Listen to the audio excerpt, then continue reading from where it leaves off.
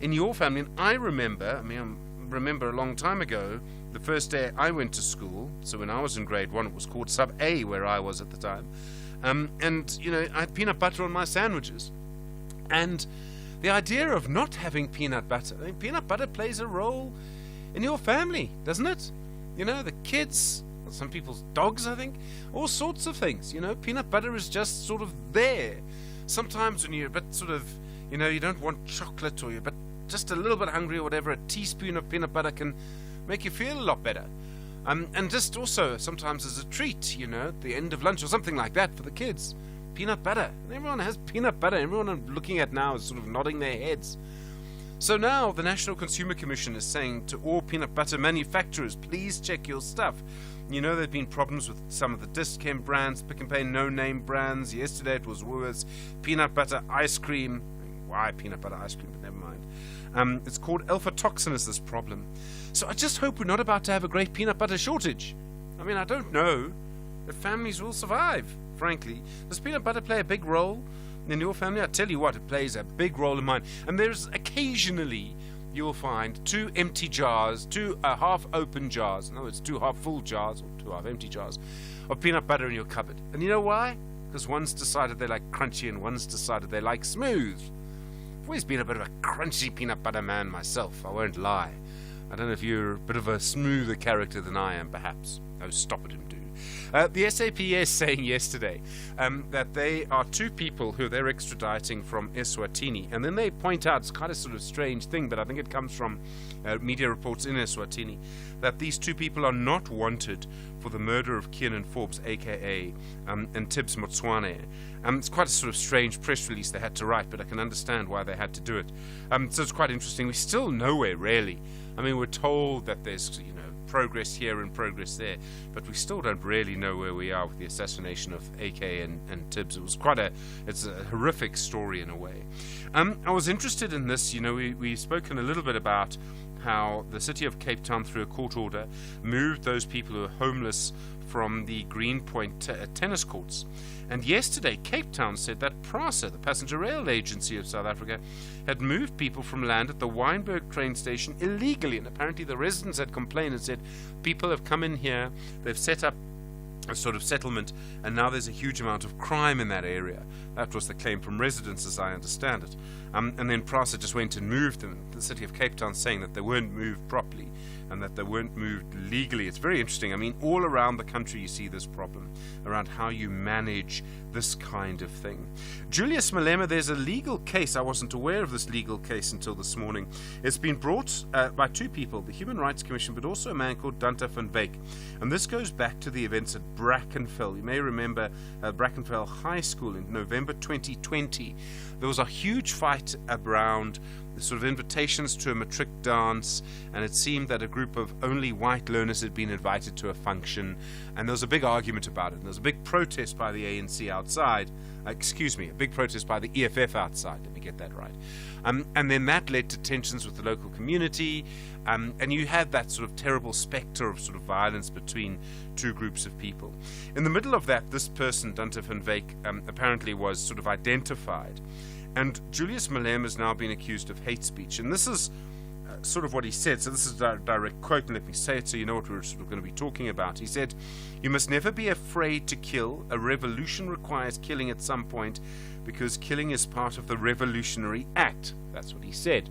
The Human Rights Commission said that he needs to apologize. He's refused to do that. It's quite an incendiary thing, obviously. I don't know how you feel about that. But I think that legal case is quite interesting, and I think will be quite interesting for some time. I'll be very interested to see where it goes. Dante van Wyk even refused to give his address to the court. He says he's too scared, when someone is saying things like that about him. Our International Relations Minister, Naledi Pandor, she answered a question in Parliament yesterday and said that she and the President Cyril Ramaphosa have had no links to Hamas and no meetings with members of Hamas for several years. She does, of course, say there was the phone call between herself and the Hamas leader just after the attacks when Israel was then responding through its assault in Gaza.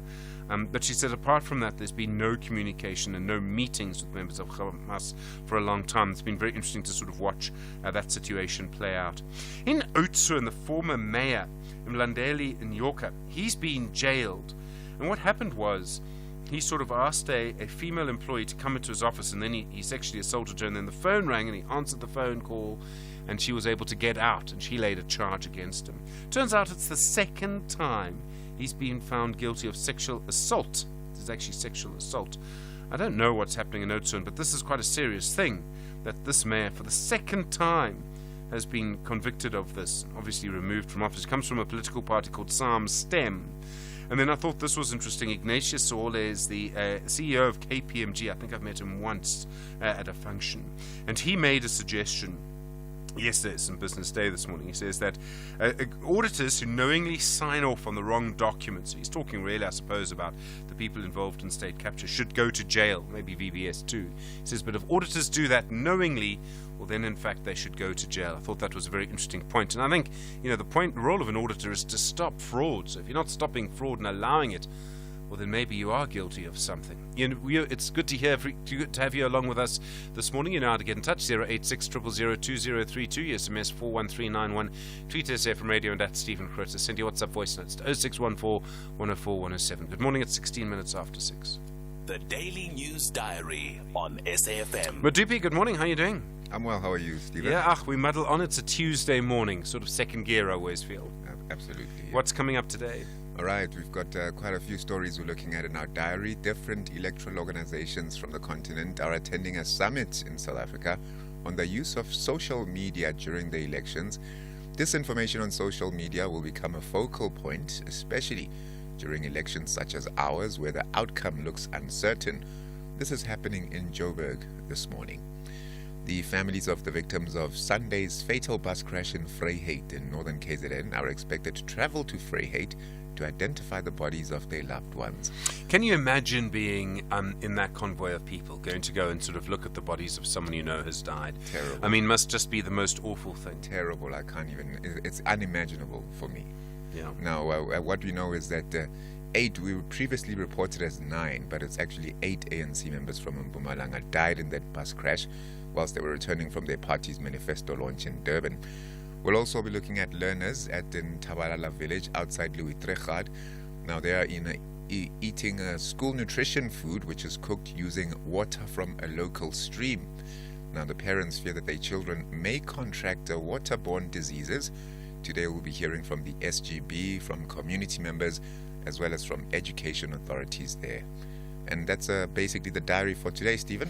Madupi Makhalamela, thanks very much indeed at the news desk. We'll be listening on the radio 18 minutes after 6.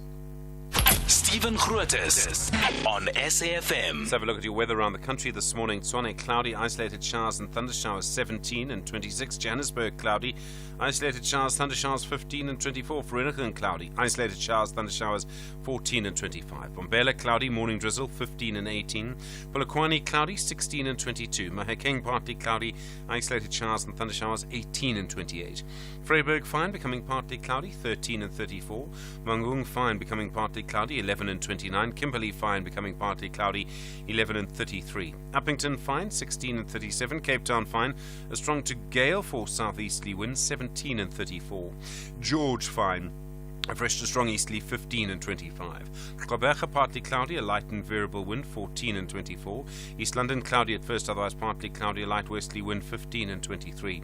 eThekwini, cloudy, isolated showers and rain, a moderate southerly wind 17 and 25. Richards Bay, cloudy, isolated showers and rain, a moderate southerly wind 19 and 25. And Pietermaritzburg, morning fog, otherwise cloudy, isolated showers and rain 13 and 21. One day, one chance, one giant leap for your savings. It's Leap Year Savings Day at Dis-Chem Pharmacies. On Thursday, 29th February only, get 29% off fragrances. That's 20% plus an extra 9% with your benefit card.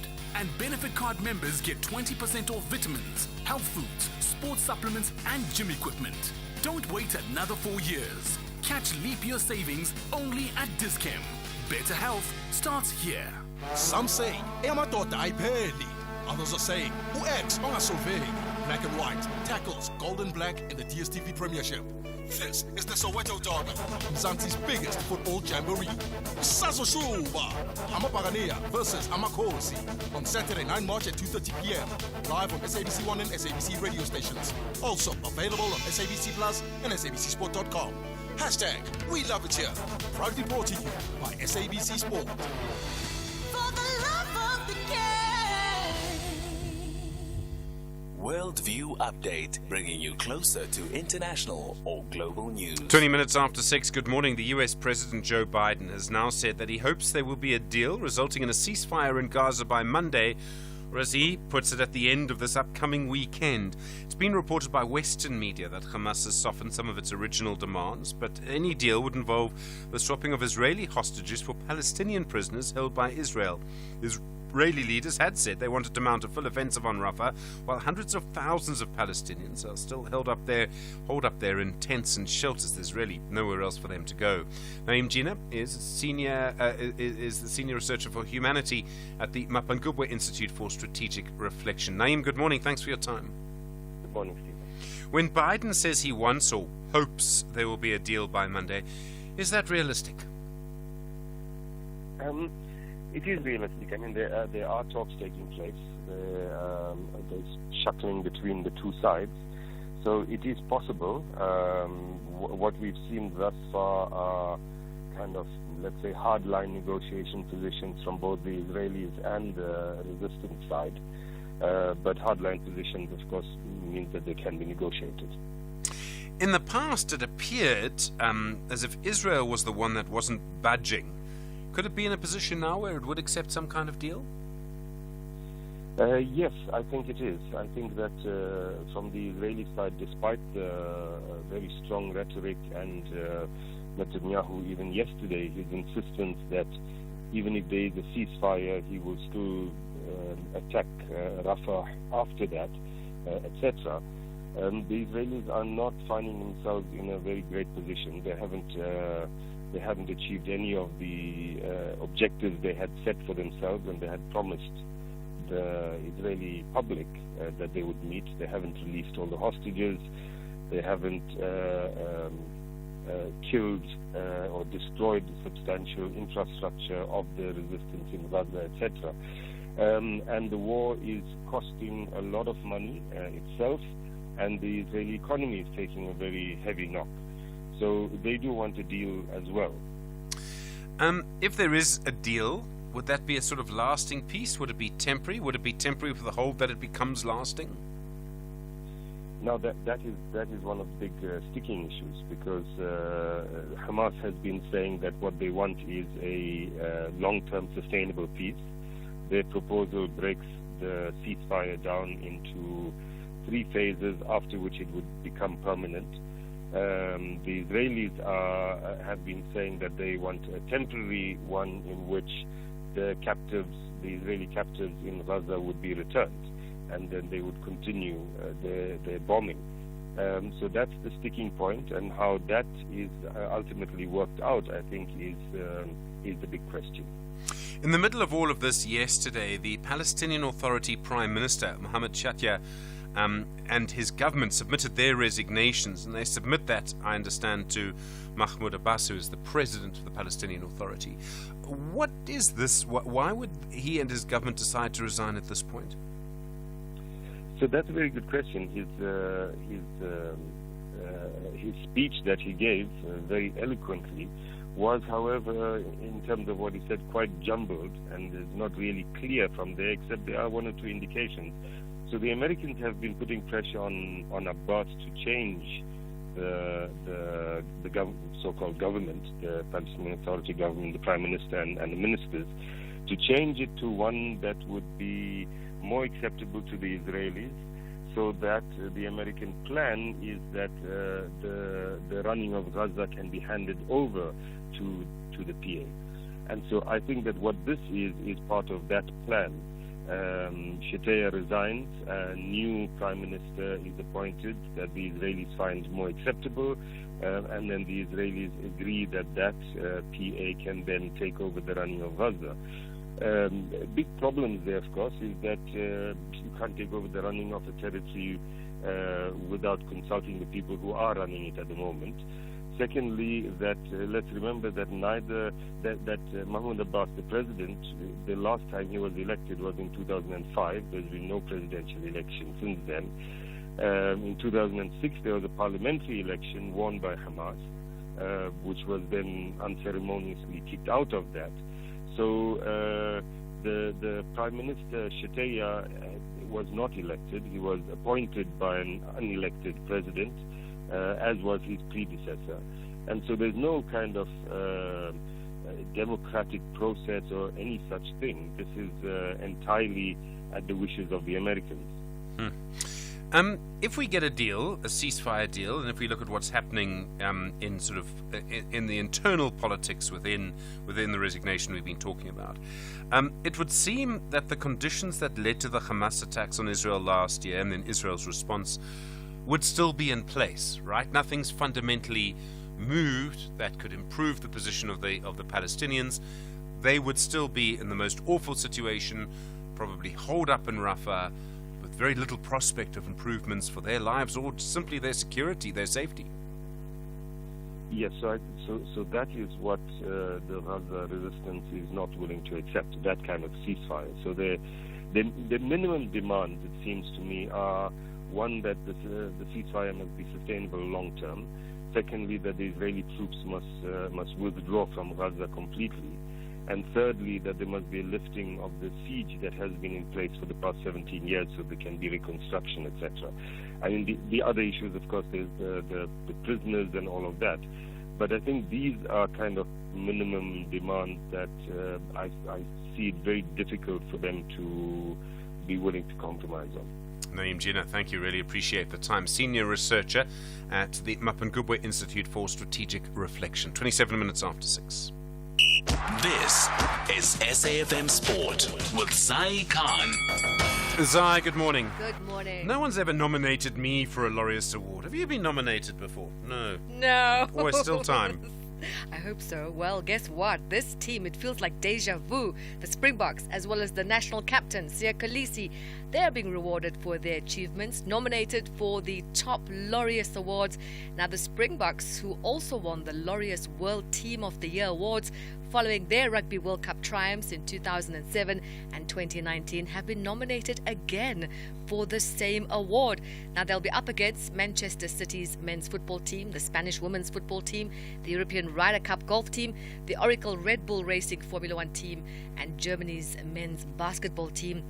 Now, Siya Kolisi, he defied the odds by recovering from a serious knee injury he suffered in April to lead the Boks to their second Rugby World Cup title in a row in October, and he's been nominated for the Laureus World Comeback of the Year Award. Soccer now, and Kaizer Chiefs conquerors Milford FC, they'll take on Stellenbosch FC in the next round of the Nedbank Cup. Second tier Milford caused the biggest upset of the round of 32 when they took Soweto Giants Kaizer Chiefs the distance in their clash and won the game on penalties. Mamelodi Sundowns, they're drawn against Maritzburg United, while Orlando Pirates will hope to avoid suffering the same fate as their rivals when they host Hungry Lions, and Sekhukhune United will go up against Amazulu in the first of two games between top flight teams, and the other will see Richards Bay taking on Supersport United. Elsewhere, Everton's penalty for breaching the Premier League financial rules has been reduced from 10 points to 6 after an appeal. The club was immediately docked 10 points in November for breaking profit and sustainability rules in the 3-year period of 2021 all the way to 2022. The punishment, the biggest in Premier League history, dropped Everton from 14th to 19th in the table. Now, this reduction lifts them from 17th to 15th. And tennis, Andy Murray has suggested he may have only a few months left of his tennis career after earning his second win of 2024 in Dubai. The 36-year-old beat the Canadian Denis Shapovalov 4-6, 7-6, 6-3. People read a lot into what I say on the court sometimes, and it's not always rational. I obviously still love competing. I still love the game. But yeah, it gets obviously harder and harder the older you get to compete with the young guys and keep your body fit and fresh. So yeah, not easy. I probably don't have too long left, but I'll do as best as I can these last few months. Yeah. That's Andy Murray on Sunrise. We'll bring you more sport headlines top of the hour. I'm Zai Khan. Zai, thanks very much indeed. Good morning. You with SAFM. In the next half hour, why do we still have unemployed doctors when we need so many doctors in government hospitals? You with SAFM leading the conversation. Stage 2 now, Stage 3 later, 6:30. A very good morning with the news headlines. Kemudupi Makhalemele. The IEC says political parties have been given adequate time to comply with the signature requirements to contest the elections. Environment Minister Barbara Creasy is expected to release the 2023 National Rhino Poaching Statistics in St. Lucia in northern KZN today. And the New York Times and Israel's Haaretz report that the Israeli government has submitted its response to the ICJ on the implementation of the provisional orders handed down a month ago. Details of these and other stories coming up at 7. SAFM, guiding you through the rush hour traffic. Quite busy coming into Pretoria again this morning. The Mopani Highway, Theo Martins down to the hairpin bend is obstructed, and there's a big backlog already on Eskew and Pathlali. That was really heavy yesterday at a point right back to the Mopani Highway, and it was queuing even around 9 a.m. Yesterday morning. It's got all the sort of hallmarks of being a very busy run into Pretoria again this morning. Broken down vehicle at Buccleuch, so the N1 South after Allendale all gets a bit snarled up into that one. Major delays now between Durban and Pietermaritzburg. We told you about the crash in the roadworks at Clifton, so that primarily backed things up. And then just shortly after that, a stationary truck blocking 2 lanes before Hammersdale. So from Keyridge to Hammersdale on your way to Pietermaritzburg, it's a very heavy backlog. A couple of closures worth noting around Cape Town. The R300 is being shut again at Mitchell's Plain. This is between the M7 Jake Scoville Drive and the AZ Berman Stock Road junction. That is because of protesting. So just expect some diversions and some reasonably heavy delays in that Mitchell's Plain area. Already routes like AZ Berman, the M7 going north, also Velta Freden Road out to the Philippi side, Highlands Drive just south of the R300. It is all very busy. And at the same time, part of Baden-Powell is closed down by Monwabisi. We saw some very thick sand building up yesterday. It continued to overnight and this morning. Authorities have closed Baden-Powell at Monwabisi. It is just too not safe to send vehicles through there. Just worth noting as well, the N1 was super heavy into Cape Town yesterday, and that looks to be the case again this morning. Very busy already from Brackenfell, Belleville, all the way through to the Coburg interchange. And avoid the N2 in the Eastern Cape due to Butterworth on fire.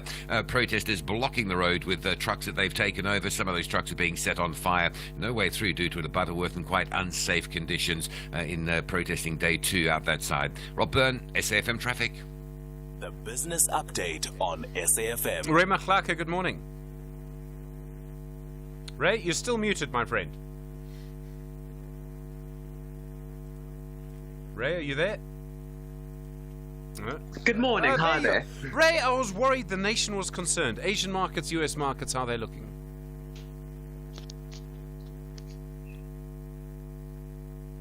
Ray, good morning. Asian markets, US markets. Ay. All right, let's see if we can sort that out. Sorry about that. That was a bit strange, wasn't it? We haven't had something like that happen before. But let's just see if we can get Ray back for you and just find out. I think there he is now. Ray, good morning. Asian markets, US markets, how are they looking? Good morning. Both markets are mostly down. Investors are awaiting inflation data that will be published this week from the US, Japan, and Europe. The inflation data could have a notable impact on the outlook for interest rates. US central bank officials around the world have said they need greater confidence that inflation is coming down before cutting interest rates. So in Asian markets this morning, Hong Kong's Hang Seng is down 0.4%, Japan's Nikkei is down 0.1%, and China's Shanghai Composite is up 0.5%. Before the US market opens later today, the US futures market is down. Nasdaq, Dow Jones, and S&P futures are each down 0.1%. And in the currency market, the dollar to the rand is weaker at 19.28, and concerns around inflation and interest rates in the US are weakening the local currency. And then Sasol's interim profit, it's fallen by more than a third.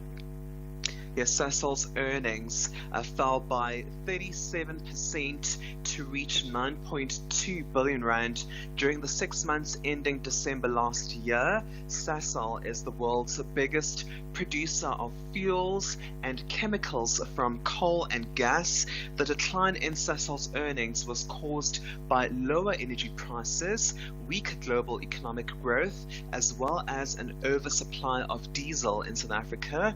The earnings of Sasol are closely tied to international oil prices. Oil prices declined by 10% towards the end of last year, and this negatively impacted Sasol. Investors were unhappy about the slump in Sasol's earnings as the company's shares finished 3% lower yesterday. And then the owner of Ackermans and Pep, they're looking for a merger. Yeah, that is Pepkor. That's the owner of Ackermans and Pep. Pepkor has 6,000 stores across its brands such as Ackermans and Pep. This is a lot of stores that are based in South Africa and some in African countries. Pepkor believes that its growth opportunities from its existing stores is limited because competition in the retail industry is quite intense. So Pepkor says it is ready to buy other retail businesses to be able to grow. Ray Machlaka, thanks very much indeed. Ray, of course, back in an hour's time. More business news through the day on SAFM. Africa Update on SAFM Sunrise, a continental overview of current African affairs. Russ Advocate Sipho Mantula, good morning. Steve, over refreshing morning and Jumbo Africa to the listeners. What's going on in Nigeria? Rumors of a coup. Stephen, that came out very clear yesterday when the military and the government saying that it's not true, it is fake news. Actually, they were saying that it is important for the accurate reporting in dealing with public trust. What has happened, Stephen, is that there was a meeting, an emergency meeting between Colonel Adibisi on Asanya, who's the commander of Presidential Guard, as well as President Bola Tinubu and the Chief of Staff. So in that meeting, that's where the issue of the coup plot was raised by some of the media. But we saw on the Twitter streets how both the army as well as the presidency coming out very clear that there is nothing like that. And others are saying, now, how do we draw a line, Stephen, between information and misinformation that can in some instance be blare, or in some instance, how do we draw a line on the freedom of press as a cornerstone of democracy? And that's where in Abuja and Lagos there was this tension, but they have managed to deal with that fake news. And then in Senegal, the opposition presidential candidates, they had a mock election. That's quite a clever protest. And that clever protest they were putting on the box saying, rest in peace, 25 February. Those presidential candidates, Stephen, was that they cannot allow for the delay of the presidential elections that was scheduled for this month. And as you know, yesterday, as we mentioned, today and yesterday and today, there have been this national dialogue that the opposition have also objected, saying that they are not going to go for that national dialogue. And hence you find that this mock election was as part of protest about this late scheduled elections in Dakar in Senegal. And the US, they've appointed a new special envoy to Sudan. What's their mission? Stephen, the mission is that what they are pushing is to end this conflict that is going almost for 11 months now, since April, and they've pushed Tom Pirillo as one of the special envoy. You'll be working closely with the U.S. Secretary of the State, Anthony Blinken. The ambassador in Sudan, John Godfrey, has left his role, and that's where the Americans are beefing up their diplomatic office now to deal with the crisis in Sudan. That also raises a question of the AU, Stephen, the Arab League. What has happened to those peace processes that went as far as Saudi Arabia and Jeddah? That's where one would have thought that something will have come out, but America now is pushing an envoy to deal with the Sudan crisis. And then the Algerian president, Ahmed Majid Tebboune, inaugurating Africa's largest mosque, has been long delayed.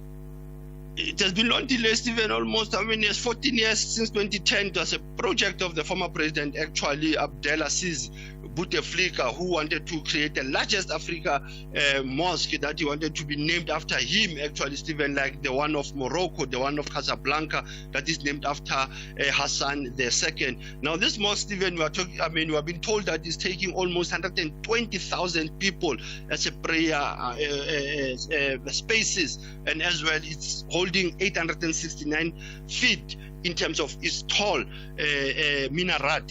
So this is a great mosque of Algiers that was launched yesterday. Like I said, it was delayed, but there was political issues. There was a cost implication. It has also costed the government of Algeria almost $898 million.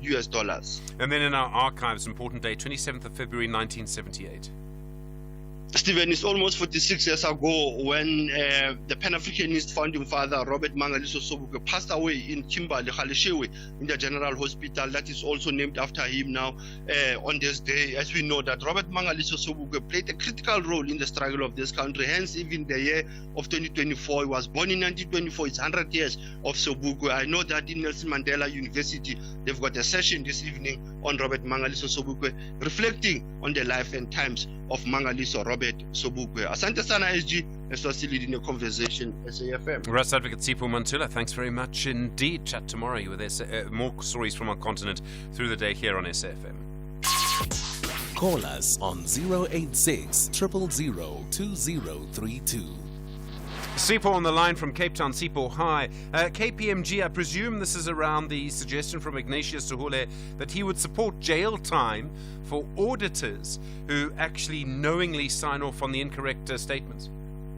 Sure, Stephen, very much so. I found it very interesting. There's two things I really want to highlight is that we really enjoy your morning wrap-up or sort of throw forward of the day in the mornings. I only get to listen to it in a few times of the day of the month because of have to get into work early. So really appreciate that. Thank you. And then number two, I know you get a lot of flack of being the media and being attacked. So this is one of those calls for you, Stephen. Fair enough. Go for it. So in essence, I always find it interesting in how the narrative and how we always talk about failures in auditing firms or those people that are found guilty or be complicit in irregularity or signing off. And the examples that are usually put out there in the media and inverted commas is that it's always almost slanted towards the state. Your example this morning was on VBS and was on state capture. Yeah. And we've got incredible amount of cases that involve the private sector. And even sometimes the narrative that you hear, for example, Hewlett, it was so funny for me to hear it was called an accounting irregularity. Yeah. It was fraud. No, it was. Of course it was fraud. Absolutely, yeah. And so I always say caution to that. We need to always make sure that when we speak of these things and these people that yes, I'm not saying that fraud doesn't happen in the state, but it also happens in public, and that's why that fair balance in saying that yes, the biggest one is obviously Steinhoff. That was probably the biggest state on the auditing profession itself. And then the last one, Stephen, I'm a bit of a smooth peanut butter man. I prefer smooth. And yes, it's a very big part of our family as well. Well, I'm a crunchy guy, but Sipho, you and I can disagree on this. Absolutely. Thanks, Stephen. Thanks, Have a great day, man. No, you too. Appreciate it. Thank you. All right. No, fair point. Steinhoff, of course, the biggest one. Hewlett. Plenty of other accounting things that we've seen.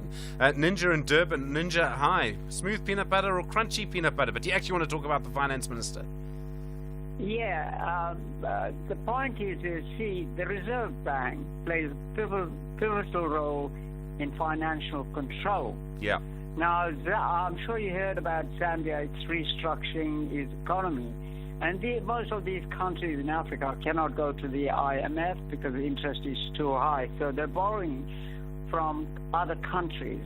Now, our finance, the voters should take note of the finance minister's borrowing. Now, the ANC is not talking about this debt.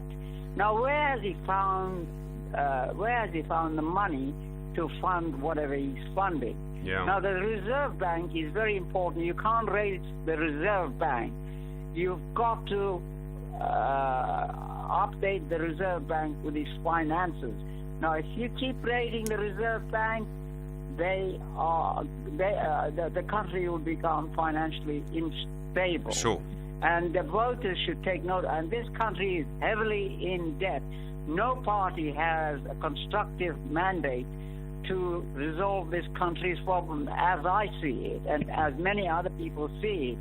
I mean, the policies are coming out. They need to explain the policies and the results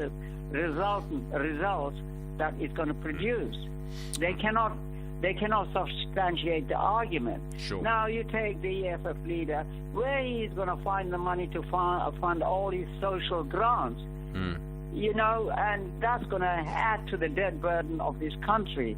And I just want to warn the public before they vote, before they put that cross, think twice and do once. All right, Njip, thank you. On the line from Durban, interesting advice there. 6:45. Load shedding is a controlled way to balance the supply and demand of electricity on the power grid and to prevent a blackout. Eskom and government are working hard to solve the energy crisis and improve power generation capacity. If we all use only what we need, we could help reduce demand on the network and ultimately end load shedding together. Government and Eskom, working hard to reduce and ultimately end load shedding. Mzansi Africa! Siyalobuka. Siyabulela nangomso. Thank you for witnessing the Africa Cup of Nations Cote d'Ivoire 2023 in your language of choice on SABC radio stations, digital platforms, and SABC TV channels. Big ups to McDonald's for being on board. Your magnificent and heartwarming support gave millions of South Africans a spectacular and exhilarating experience during AFCON. Asonye! Proudly brought to you by SABC Sport. For the love of the game. First in the morning, SAFM Sunrise with Stephen Grootes. 14 minutes now to 7 the time. Good to have you along with us this morning. All sorts of conversations, some of them around peanut butter, some of them about things that I suppose are probably more serious. There have been several developments in the situation that appears to have been sparked by Judge Mandla Nkosi Mota. Yesterday, you heard how he had told two legal teams that only included white people, they had to explain to him why there were no black people in their teams. Now, from legal documents I've seen, it seems that one of the advocates in those teams, Advocate Johan Brandt, has now said he will not respond to this demand from the judge. In fact, he says he believes the request is inappropriate and that it should not matter to a judge who is actually speaking in front of him. Advocate Mashudu Chavase is the president of the organization called Professionals Unity of South Africa. Advocate Chavase, good morning. Thanks very much for your time this morning. Morning, Stephen, and to the listeners of SAFM. I just want to apologize in advance that my voice might not be necessarily clear. I'm just recovering from flu, but thank you very much for giving me this particular opportunity. Sure, flu is going around, so I know plenty of people have it, Mr. Chavase. From what I can see, you support Judge Mota in what he did. Why do you believe he's done the right thing? There is nothing wrong in what Judge Mota has done, and if you look at our letter which we have addressed to the attention of the President, the Chief Justice, the Minister of responsible for the administration of justice, which is the Honorable Minister Lamula, we made it clear that in actual fact the observation which Judge Mota did during that particular hearing, it is indeed a correct move, because you'll understand, Stephen, and the listeners, that we come from an era where we are trying to realign the imbalance of the past. And it is the fact that we have black-based economic empowerment. That is a tool and a platform and a process and mechanism which the government has put in place in trying to close the gap which has been there for over the years, where black professionals has not been properly afforded an opportunity. But also what we, us as professors, we were not necessarily representing the legal fraternity only. we are representing all professionals across the board. And this is a structure which was launched on the 15th and the 16th of September 2023. And one of the overall objectives as an organization is that we want to advance a meritocracy state, in that all professionals must be treated with respect and be given an opportunity by the state as well as the private sector based on their individual ability and talent. And we are saying that this has not been happening, and these are the errors which need to be corrected. Okay. Coming back to the issue of Judge Mota, if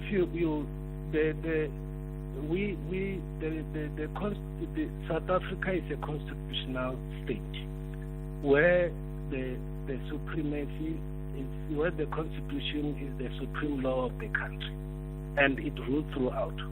And you'll find that in other instances, the constitution might not necessarily clearly state as to certain things need to be done in a particular way. And if you look at the letter which we wrote, we make reference to a constitutional court judgment in the Newt-Leaks matter, and where the constitutional court has clearly stated in that court that where there is a lacuna, the judge or the court, which in terms of Chapter 8 of the Constitution, the courts, the judicial power are vested in the court in terms of Section 165 of the Constitution.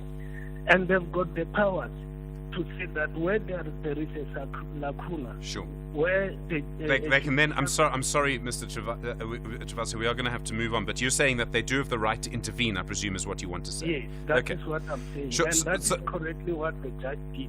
Okay, so I accept that, and I accept what you've said as an argument before that. There is another element to this, though, which is that, as I understand it, if a person goes to court, they have a right to choose who will represent them. If I go to court, I have a right to ask Mdu to represent me in court. I mean, so long as Mdu is a properly qualified lawyer. Does a judge have a right to interfere with that? It's not necessarily an interference. It is an observation, because even if you can look at what the judge has ordered, he ordered or directed the parties to say that state in your argument an advanced reason as to why there are no blacks involved in the legal team in both sides. That's an explanation, and I don't understand why Advocate Brand SC and the others they are taking this matter out of proportion, because they could have just simply explained that issue, and as the public we then get an explanation from them. And in actual fact, we have just wrote a letter to the Legal Practice Council where we are saying as professors, the council must investigate a possible misconduct of a contempt by Advocate Brand SC, because you cannot, and the Constitution is very clear in terms of 165.5, that immediately when the court has pronounced or has made an order, if you don't agree with it, you have other avenue. You don't become contemptuous like what he did. And we have lodged that particular complaint, and we want this to be investigated, because you cannot resort to self-help. Because what Advocate Brandt has done now is the court orders him to do a certain thing, and then he then decides to write a memorandum. Sure. All right. To the judge, yes. Advocate Mashudu Chavasep, thank you very much indeed, President of Professionals Unity of South Africa. Lots of arguments in many directions on this issue, as you know. 7 minutes to 7. SAFM, guiding you through the rush hour traffic.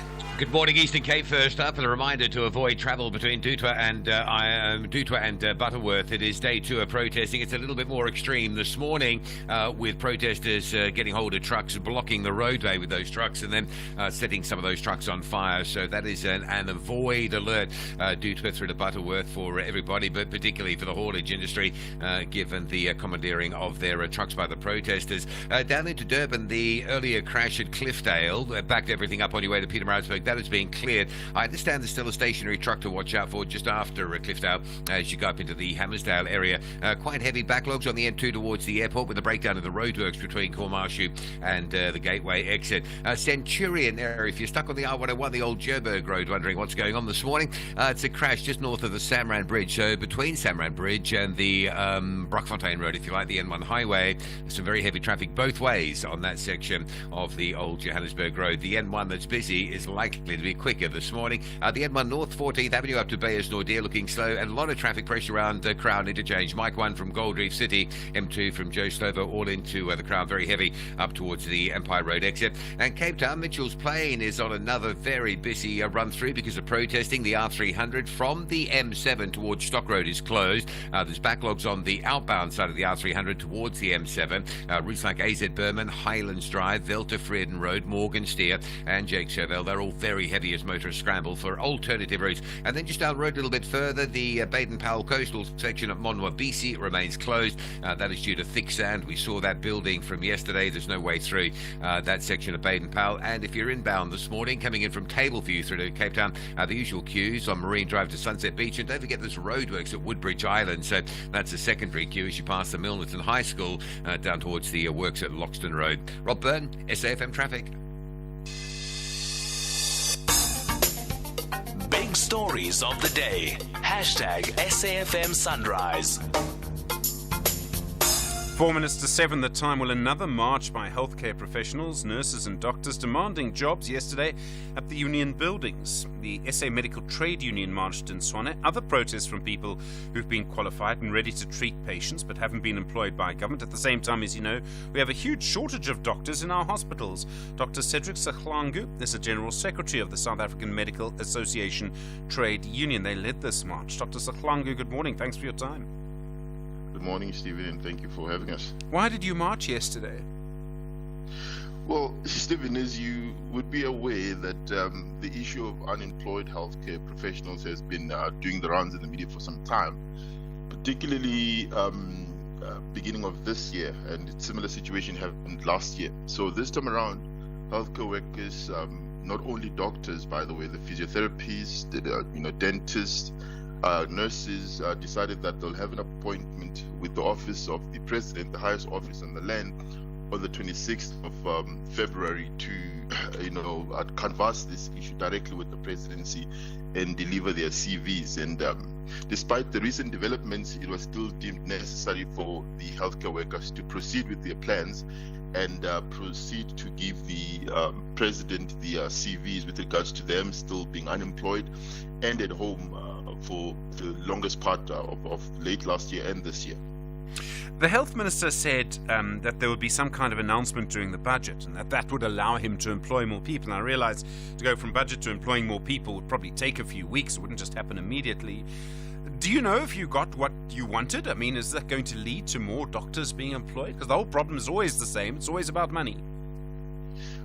Look, at the beginning, the issue was categorically money. The Minister of Health was saying, look, there are budget constraints, there's no money, but they are engaging with the Finance Minister to see where they could find some money.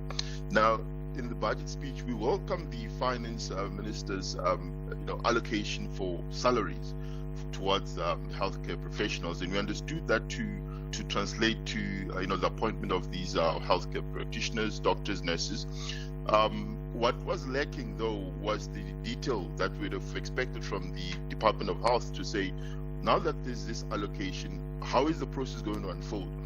Of critical importance is that we understand very well, Stephen, that this is election year. So it's easy for politicians to make, these kind of statements that, are promissory in nature. We also heard the president over the weekend in KZN, blanketly saying all healthcare workers will be appointed and so forth. So it's easy to make those statements, but until you get a plan and an understanding of how things are going to be done, there's no real confidence in terms of any movement in that regard. And hence, the healthcare workers felt it is necessary to actually get that kind of, a determination of what is to unfold. Obviously, I mean, the people that you represent who may be unemployed, can they not work in the private sector? Are there no jobs for them there? I mean, I know doctors can often do shifts almost on a freelance basis. Look, let's maybe put it this way to you, Stephen. 80% of the population depends on the public health care. We have people on the 350 rand grant per month. Now, a consultation in private is nothing less than 500 rand, right, for private GP. So ours is to say you cannot have a situation where these doctors and nurses and other practitioners who've been trained to serve the population are now only going to be servicing the small portion, which is just over 16%, which is relying on private health care, which can afford private health care. The bulk of our people, they are poor, they're marginalized, they don't have the means to access private health care. And the moment you take these qualified practitioners and you put them in the private healthcare sector, you're actually alienating them from the bulk of the population. And these are the people that want to go and service those communities. So it will not make sense. It will be effectively irrational to do that. Dr. Cedric Sahlangu, thank you, General Secretary of the SA Medical Association Trade Union. Well, lots to come in the next little while. We'll find out a bit more about this case around corporal punishment, the financing of Eskom, and then Freddie the truck driver has sent me a picture of the peanut butter that keeps him going on the road. Is he a smooth man or a crunchy man? You'll find out after the news. You with SFM leading the conversation, 7 o'clock. Independent and impartial. This is SAFM News. Thanks, Stephen. The top stories this hour: the IEC releases the elections timetable and Malema's hate speech case continues. A very good afternoon, or rather good morning.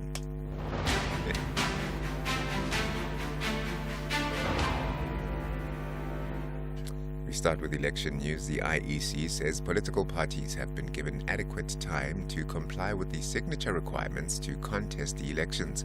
It briefed the media yesterday at its headquarters in Centurion, where it outlined milestones related to this year's polls. The elections timetable follows the gazetting of the 29th of May as the day for the vote. The Commission says the timetable, published on the 24th of this month, was drafted in consultation with the registered political parties and relates to the cutoff dates and times of key activities for registered citizens and election contestants. IEC Commissioner Dr. Nomsama Suku responded to complaints about the times allocated for parties to collect the prescribed signatures. The portal for capturing signature has been open for a bit of time. It actually was opened on the 26th of January of 2024. So contestants have actually had quite some time to begin the process. And so anyone who is preparing to contest the elections should know that once an election date is proclaimed, the train starts moving because we have an election timetable. It's almost like a moving train and you can't stop it. So I don't think it is an excuse to say that the election timetable has caught people by surprise. The Commission says that all independent candidates and political parties intending to contest the polls must submit their nomination requirements by the 8th of March. Chief Electoral Officer Simon Mabulu. It is a matter of immense national importance for citizens to know who the nominated candidates are. The publication of the provisional list of candidates goes to the heart of the vote based on informed choice. Therefore, the provisional list of candidates will be published for inspection on the 26th and 27th of March this year. Interested parties may object against certain prospective candidates who are nominated. Such objections must be lodged with the Commission on 27 March 2024. The Commission will decide on these objections by the 28th of March. The legal representative of EFF leader Julius Malema is expected to cross-examine the language expert today that testified at the Equality Court in Cape Town.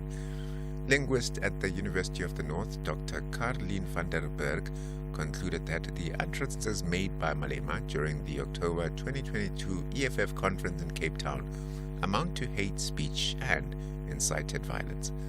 The same ruling was made by the Human Rights Commission, which ordered Malema to retract and apologize, but he's failed to do so.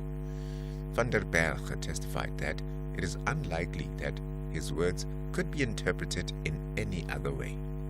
The utterances therefore display various characteristics of hate speech, but very specifically incitement to violence and propagation of hate based on race and gender.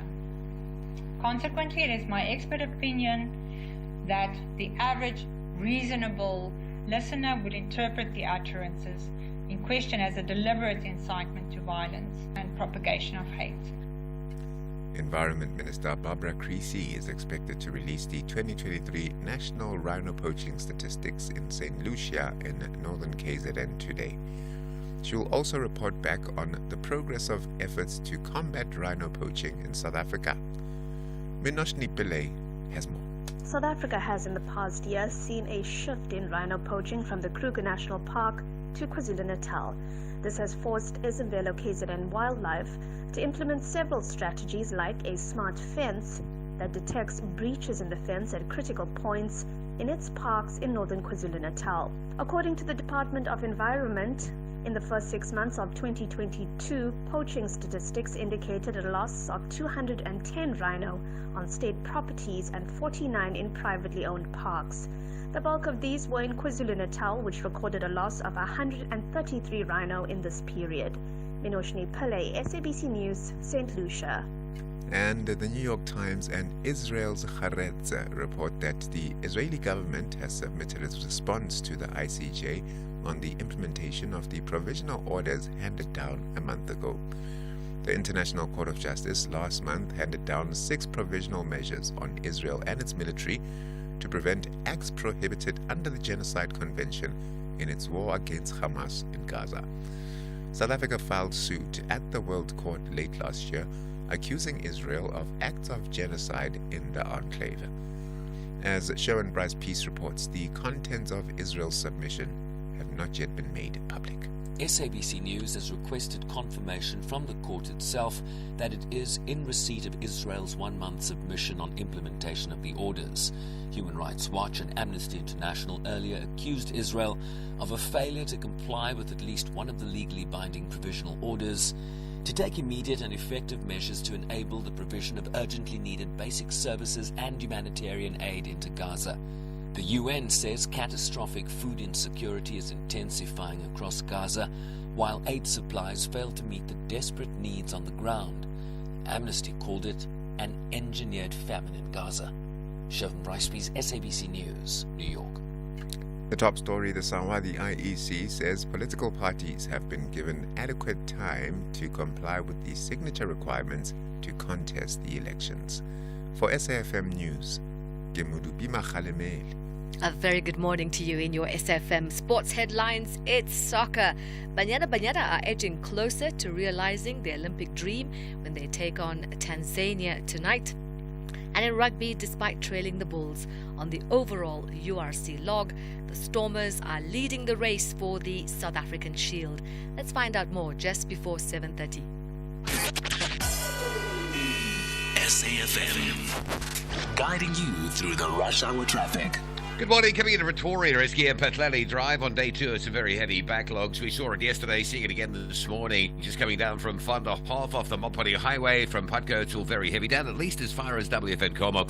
Crash on the old Joburg Road between Brockfontein and Samrand Bridge. There's some unusual backlogging on the R101 this morning. Quite heavily congested into the Crown interchange. M2 West and Mike 1 North. The routes are busy. Durban, a breakdown heading through towards the gateway exits. If you're on your way to the airport, that's your sort of second queue coming in from the south. Your queue between the M7 and the McGinnis Road and the roadworks, and then from Komashu Highway through to the breakdown in the roadworks just up by Gateway.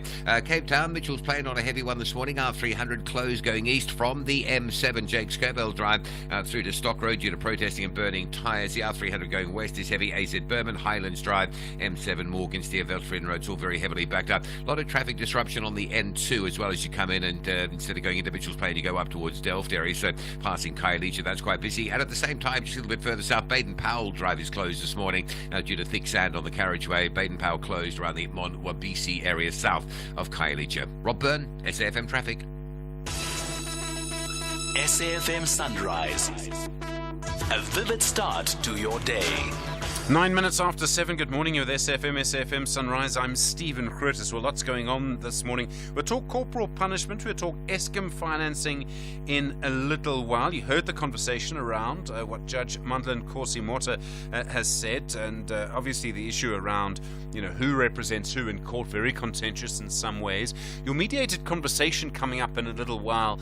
It's around something that affects you literally on a daily basis. If you look at how the price of things has gone up, and Du was sending me pictures of peanut butter. The price of peanut butter has gone up dramatically, and of course there are issues now with these recalls of discount brands, Pick and Pay, no-name brands. The National Consumer Commission warning manufacturers they need to just check on their peanut butter at the moment. And the way that it all works is that the Reserve Bank is supposed to try and keep inflation in check. They're supposed to keep the price of peanut butter at the price of peanut butter, not the price of caviar. Anyway, there is a suggestion now that the National Treasury is actually going to change what it asks the Reserve Bank to do and to lower the inflation targeting mandate. In other words, they're going to try and ask them to keep peanut butter close to a realistic price rather than having it at a more expensive price. That's your mediated conversation coming from 8:30. By the way, Freddie the truck driver sends us a picture of his peanut butter. He's a smooth peanut butter guy. Freddie, I'm incredibly disappointed. 10 after 7. Gauteng MEC for Finance, Jacob Mamabolo, will present the budget to the legislature on the 5th of March at 10 a.m. The MEC will reflect on how public funds were used in the last 5 years to provide services to the people. He will further outline the priorities of the Gauteng government and how the budget will be allocated to support economic growth, create jobs, fight crime, and improve the living conditions of people in the townships, informal settlements, and hostels. This message is brought to you by the Gauteng Provincial Government, growing Gauteng together. Nottingham Forest are navigating a path to the top half of the table. Has to be a goal from Hudson. Yes! There we go! Get in there! Wrap it up against West Ham United. While Liverpool focus on a massive strategy to be on the summit until the end of the season. Oh! That's outstanding! Liverpool have turned the game on its head. McAllister's thunderous cross. Experience the Premier League contest between Nottingham Forest FC and Liverpool FC on Saturday 2 March at 4:30 p.m. live on SABC3. Also available on SABC Plus and SABCSport.com. Hashtag We Love It Here. Brought to you by SABC Sport. For the love of the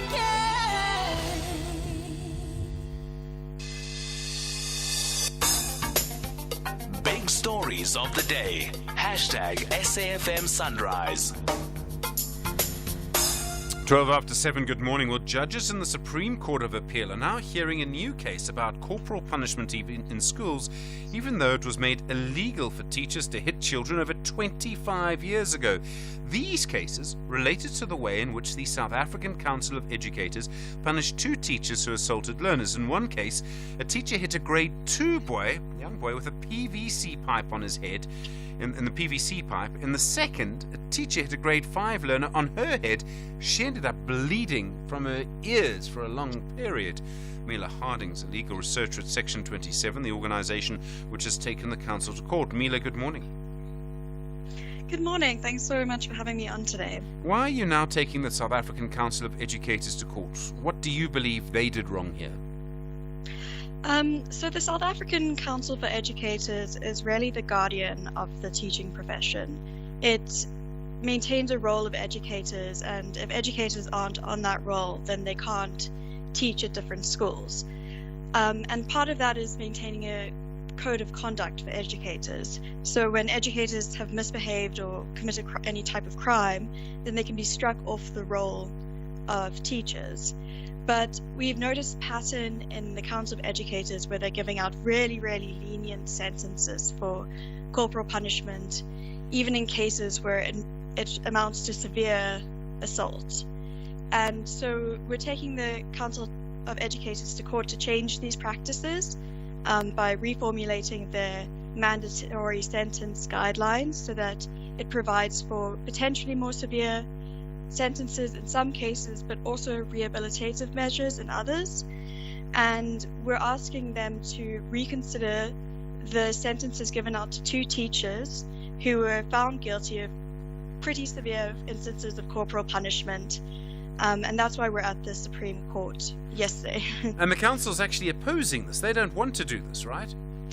Well, interestingly, the council was opposing the High Court order which told them to reformulate their mandatory sentences guidelines, but they dropped that appeal yesterday, right before the case, and the High Court refused our request for the sentences given to the 2 teachers in the case to be reconsidered. The sentences in particular were a suspended sentence of being struck off the teacher's roll and a fine, but both of these were suspended, meaning that the teachers could essentially go immediately back to the classroom. So we're just appealing that aspect of the order, and SACE is no longer cross-appealing.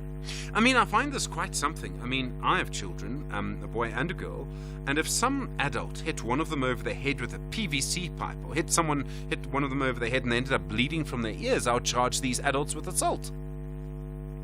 Yes, we quite agree. And the parents in the case have actually taken alternative routes as well in at the same time as reporting it to the South African Council of Educators.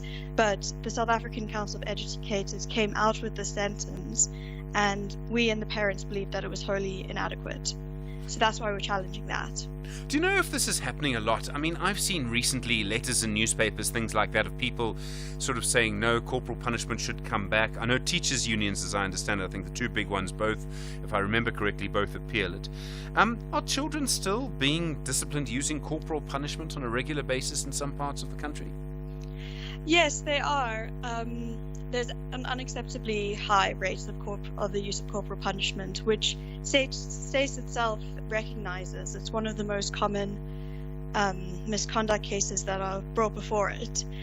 And we believe that one of the reasons for this, the main reason for this, is because there's a sort of official ambivalence towards it, that on paper it's banned, but in practice it's tolerated. And these teachers do just go back to school. And another huge issue is that there is lingering in South African society some support for corporal punishments against children, despite the evidence against it and the harm that it causes children. We still are holding on to these outdated beliefs that it works, but it doesn't. Well, I mean, there are many people, as you say, who believe that some of the problems we have in schools and the violence that we see in schools is because there's no discipline. And they believe that is because there is no corporal punishment. Many of these people, by the way, are people who would have had corporal punishment themselves as children. What do you think would happen in our society if corporal punishment was brought back? So based on the evidence that has been conducted regarding, or the studies that have been conducted regarding corporal punishment over, I think, the last 70 or 50 years, it has consistently found that corporal punishment is an ineffective method of discipline for children, and that it has negative effects in the long term in terms of their mental health and issues with substance abuse, and also, interestingly, in terms of their propensity to commit violence against others. And there have been some studies on gender-based violence in particular. So I think that it would be definitely a negative thing if corporal punishment came back. It would be blatantly a violation of the rights of children in terms of the Constitutional Court's rulings, so it would be definitely illegal to bring it back. And yes, there is the sort of sentiment that people were subjected to corporal punishment and they turned out fine, so their children should also be subjected to corporal punishment. And I think that it's really hard for us to see the people who took care of us and did love us and tried their best for us as doing something that wasn't helpful for us. But we know now that it wasn't helpful, and we know better not to do the same to our children.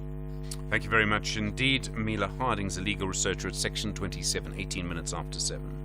Mzansi Africa, Siyabulela nangomso. Thank you for witnessing the Africa Cup of Nations Cote d'Ivoire 2023 in your language of choice on SABC radio stations, digital platforms, and SABC TV channels. Big ups to McDonald's for being on board.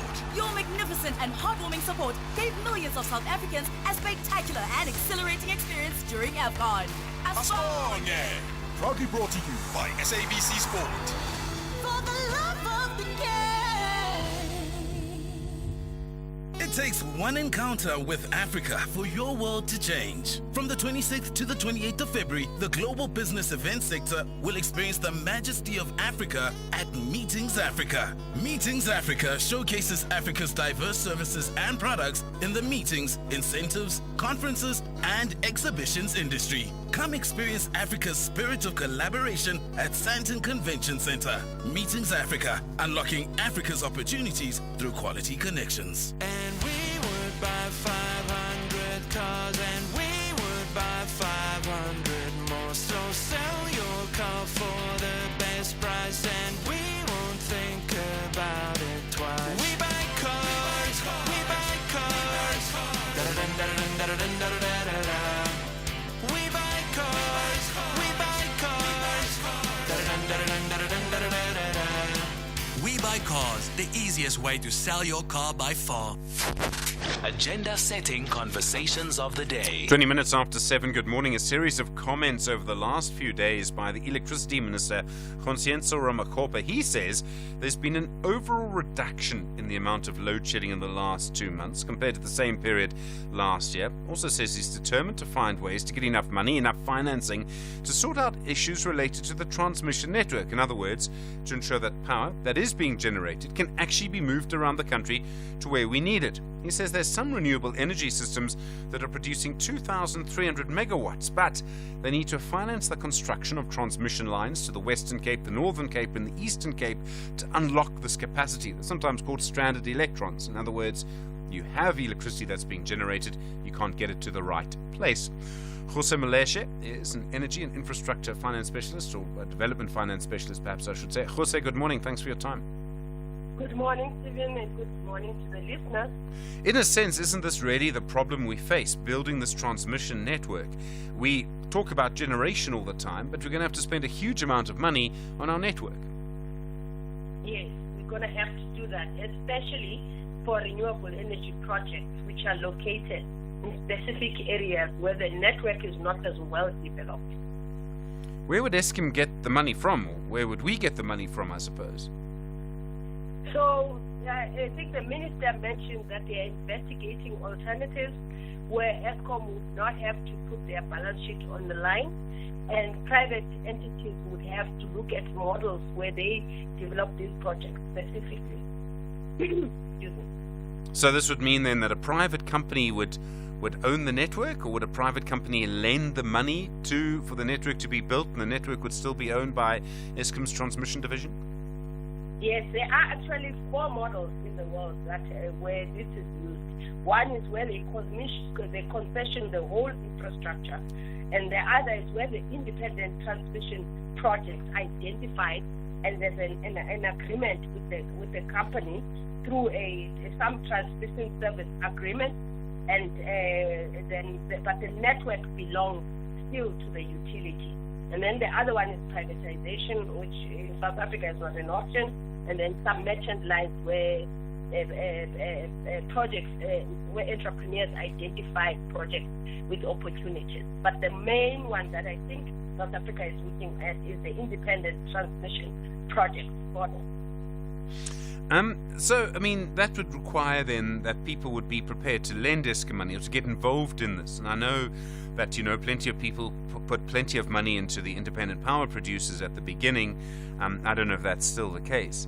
But is there actually money available to do this? I mean, would people be prepared to dip their toes in our electricity market? And we know, Jose, how difficult and complicated and sometimes politicized these things can be.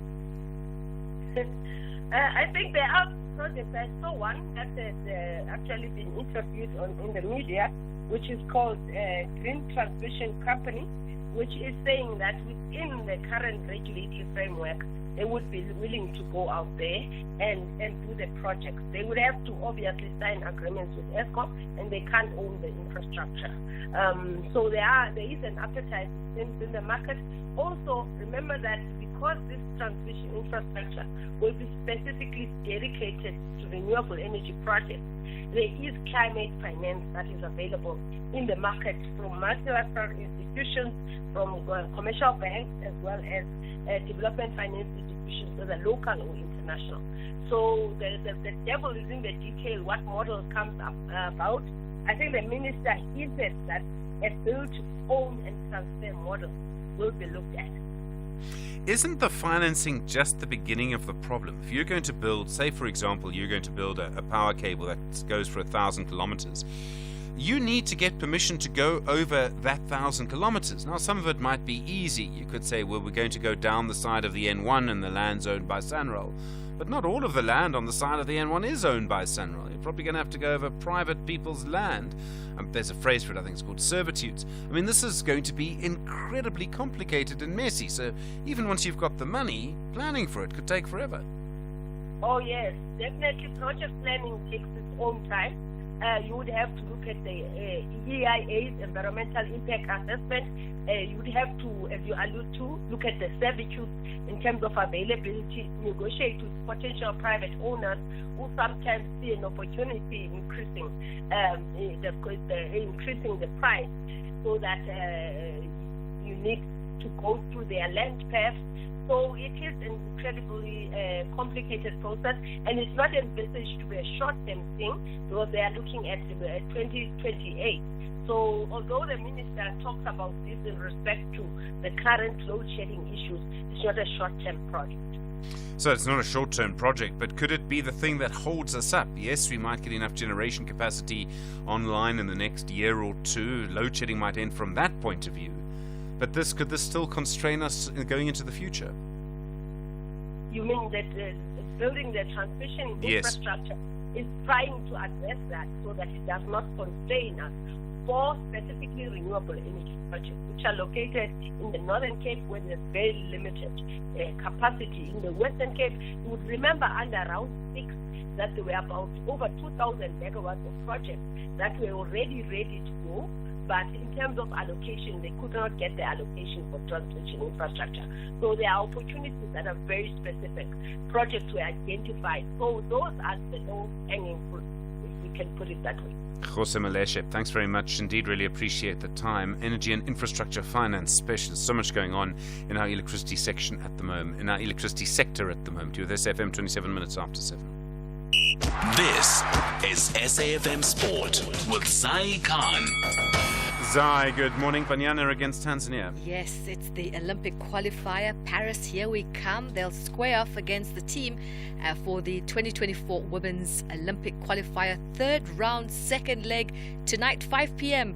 is the kickoff, and Banyana hoping to book their ticket to the next round of qualifying. Now, they defeated Tanzania 3-0 in the first leg of the third round of qualifying. Now, this game represents the 7th meeting between the teams.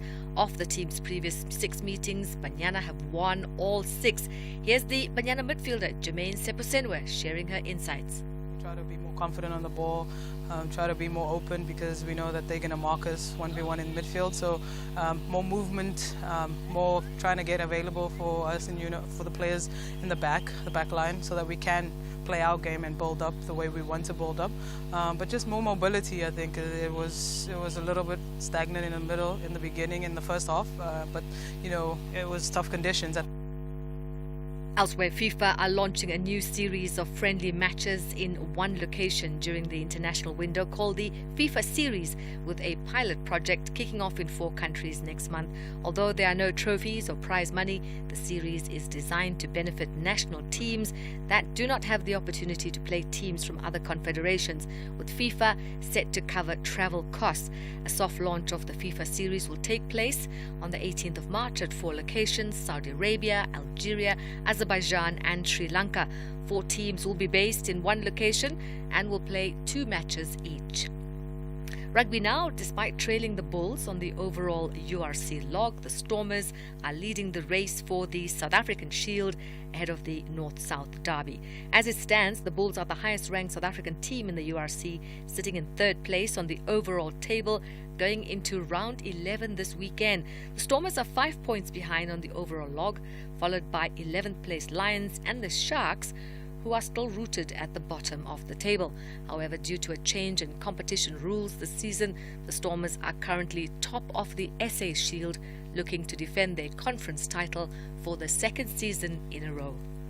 More rugby news. The Springboks and the national captain Siya Kolisi have been rewarded for their achievements yet again by being nominated for the top Laureus Awards. The Springboks, who also won the Laureus World Team of the Year Awards following their Rugby World Cup triumphs in 2007 and 2019, have been nominated for the same award yet again. They'll be up against Manchester City's football team, the Spanish women's football team, European Ryder Cup golf team, Red Bull Racing's Formula One team, and Germany's men's basketball team. Now, Siya Kolisi, who defied the odds by recovering from a serious knee injury he suffered in April to lead the Springboks to their second Rugby World Cup title, has been nominated for the Laureus World Comeback of the Year Award. And finally, cricket, Proteas all-rounder Marizanne Kapp helping her team, the Delhi Capitals, get off the mark in the Women's Premier League as they powered to a huge 9-wicket win over the UP Warriors in Bengaluru last night.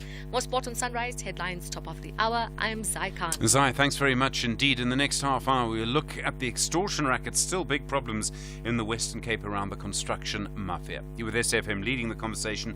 Stage 2 now, stage 3 later, 7:30. A very good morning with the news headlines. Mudupi Makhalemele. Citizens have just a week to inspect the voters' roll and lodge objections as to the inclusion or exclusion of a voter on it. KZN Police Commissioner Ntantlam Konazi has dismissed reports that Eswatini police allegedly made arrests in connection to the murder of South African rapper Keenan Forbes, popularly known as AKA, and Amazulu King Misuzulu Gazwelithini is expected to address the opening of the KZN legislature at the province's capital city, Pietermaritzburg, today. Details of these and other stories coming up at 8. SAFM, guiding you through the rush hour traffic.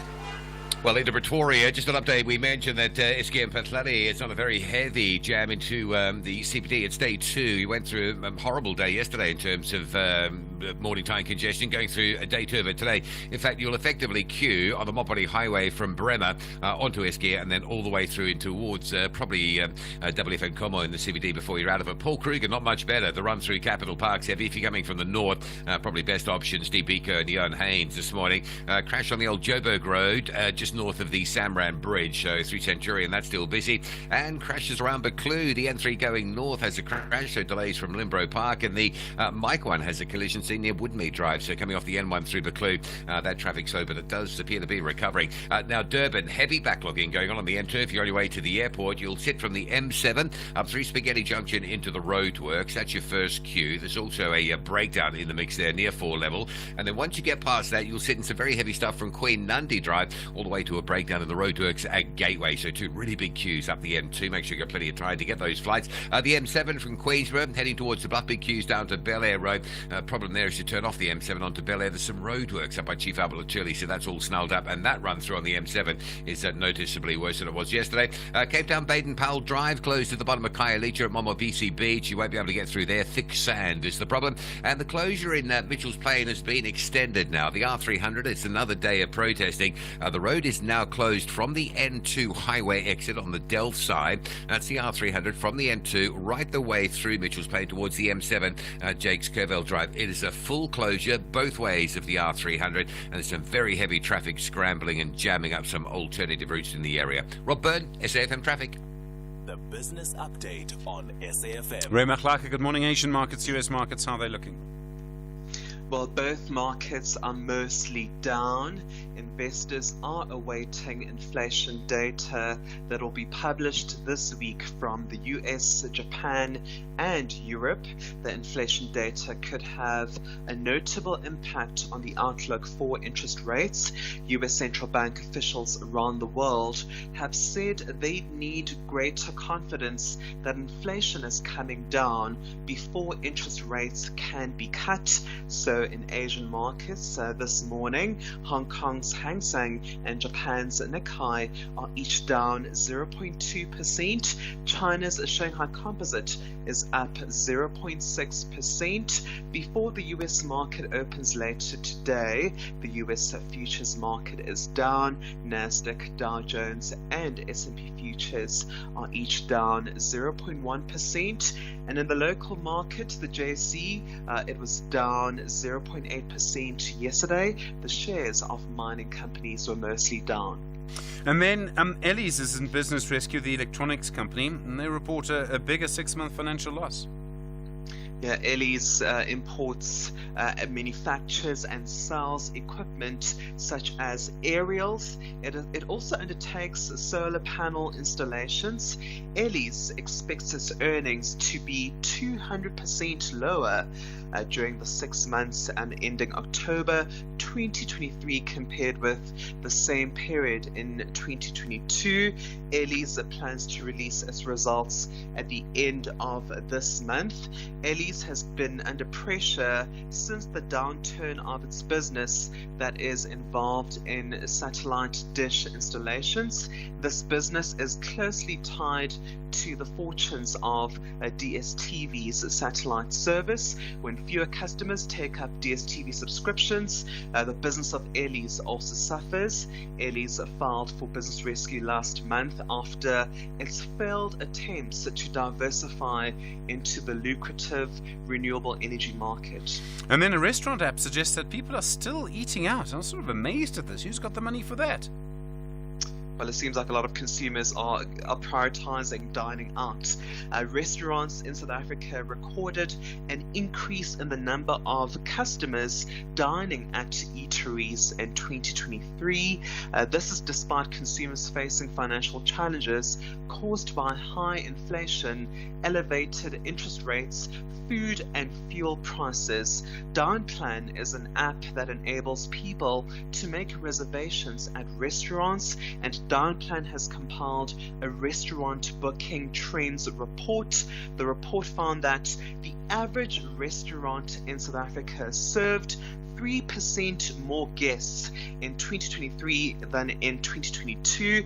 Downplan processed 4.3 million reservations on its platform last year. Sure, and the rest of us are sitting at home eating peanut butter. Ray Maklaka, thanks very much. 24 minutes to 8. Call us on 086 000 2032. Plenty of calls coming through. Willie on the line from Khuma. Hi, you want to talk about corporal punishment, Willie?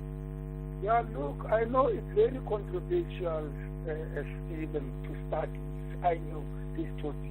Look, Stephen, you know, we sugarcoat issues generally because of, let me say, the constitution, the democracy, yeah. We stick to them, and these two things that I've just spoken about, these are new things, actually, to us black people before democracy. Listen to me carefully. That. Look, you know, when you talk about corporal punishment, and then we speak about the word deterrent, we've been asking this commission, this Human Rights Commission, to say, you guys, and the Schools Act as well, you guys, where are the deterrent issues? What replaces the punishment? Because the word corporal, I don't want. I just want actually punishment. When they say corporal, it's like killing. And it's not actually the aim of parents to kill. Even in the Bible says, spanking your child. You don't kill him, but you show him the right path. Now, the Inyobeni on our program here at the FM, one of, I don't know what Cynthia to say, they're complaining about the sentence given to the Inoben owner to say the deterrent is not enough. And then I was so disturbed by Cynthia to say the deterrent is not enough. Because in South Africa, the word deterrent is not in our vocabulary. We don't want people to talk about the deterrent. And actually, it's my point. Okay. If we say we don't punish, give us the mechanism, another way of deterrent. How can we deter these kids to exercise or to behave? So Willie, Willie, I'm sorry, we've heard you, and I understand what I think I understand what you're saying. I think the sense is that the idea of an adult using violence and using a stick or something, or a pipe in this case, against a child, I mean, I just think there's something wrong with that. I mean, I understand why it happens and why it happened to me, but I just think the idea of an adult assaulting a child like that, I just don't think it's right. There's got to be another way. Maybe we haven't found the other way. Maybe you're right there. But, I mean, I just think the idea of using a stick on a child's bum, I mean, come on. It's been like that before we were born, and it worked. And the Bible I don't know if it did, Willie. I mean, look, we have so much violence in our society. When you say, okay, you don't know, we know. If you don't know, doesn't mean we don't know. In the Bible also it's stated, you know, a human being is a violent creature, natural. Look, Hitler, look, whoever they've been attacking. Look at Putin. Putin is attacking. Where are the naturally human being is a violent creature. Even in this Sigmund Freud says, that theory. He says a human being needs to be controlled because natural is a violent creature. Anything like that. Okay, Willie. Yeah, all right, we've heard you. I don't know about that. Thank you. Muzi and eThekwini, hi. You want to talk about a criminal justice system that's happening? I think the Justice Minister, I think the Deputy President's there. Yes, Stephen. Thank you for taking my call. Stephen, me and you don't agree with so many things, and I'm sorry that today again we don't agree with peanut butter. I'm a smooth peanut butter guy. Ach no, man, that's so sad, Muzi. It's not too late to change. Can I just tell you? There's hope. Yes, Stephen. Stephen, I worry too much. You know, this conference or a meeting, I don't know what it is, that is starting to a 3 days meeting that is starting today. It makes me worry, Stephen, because it was amended in 2018, if I'm not mistaken, when this administration started working. And I've noticed that most of people that were prosecuted by this administration were the people who don't agree with the present president and his administration. Now, it worries me that now we're going towards election. It's about a month or so going to election. Now it seems like somebody is fiddling with the criminal justice system. Couldn't this thing wait until elections? What? Who's fiddling with the criminal justice system? I mean, who's suffering as a result of this fiddling that you're talking about? Muzi, who's being prosecuted wrongly?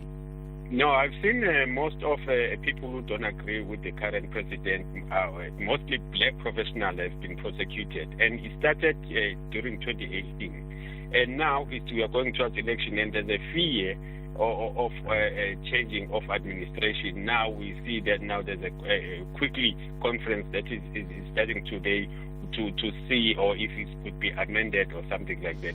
I think it's just a conference. I don't think they're going to change the law. That would have to go through Parliament. No, that's my worry. I worry if something is going to happen there, because if they're gonna amend or do anything else, it will look to me like during in 2018 they opened a window to prosecute some people. Now they're scared that the administration might change. Now they're going to close that door so that some people won't go. I don't, Muzi, you're right. We disagree on lots of things. I don't see it. I don't see it like that. All right. I mean, I must say, thank you, Muzi, on the line. And look, you can still change back to crunchy peanut butter anytime. time. I don't see it like that, I'm afraid. Errol in Durban. Hi, Russia and Ukraine. Errol, good morning. Yeah, I hope you can hear me. I can, Stephen. yeah. Okay. I think, well, you might have to agree with me that Russia underestimated the Ukraine. I mean, it's gone on for over 2 years now, and they seem to have run into a brick wall in more ways than one. I don't know if they underestimated the support that they would get from America and the rest of the world, but I just feel that, I mean, look, the Ukrainians are also Russians. So it's Russia against Russia. I don't know, Errol. I don't know if you can say that. I mean, it's like, I don't know if you can say that Russians and Ukrainians are the same. I think Russia might think that, but I don't think Ukraine thinks that. Yeah, exactly. But I mean, they probably, I mean, a lot of them speak Russian. Yeah, well, I mean, we have language groups that we share with Lesotho or Namibia or Zimbabwe. That doesn't mean that we all that we're all Zimbabwean or all Basotho. Yeah, but getting back to my point, don't you think that Russia underestimated the Ukrainians? Well, it would seem that there's an element of that. Errol in Durban, thank you. I mean, certainly I think the idea was that Russia would do this quite quickly. 086002032, what's on your mind this morning?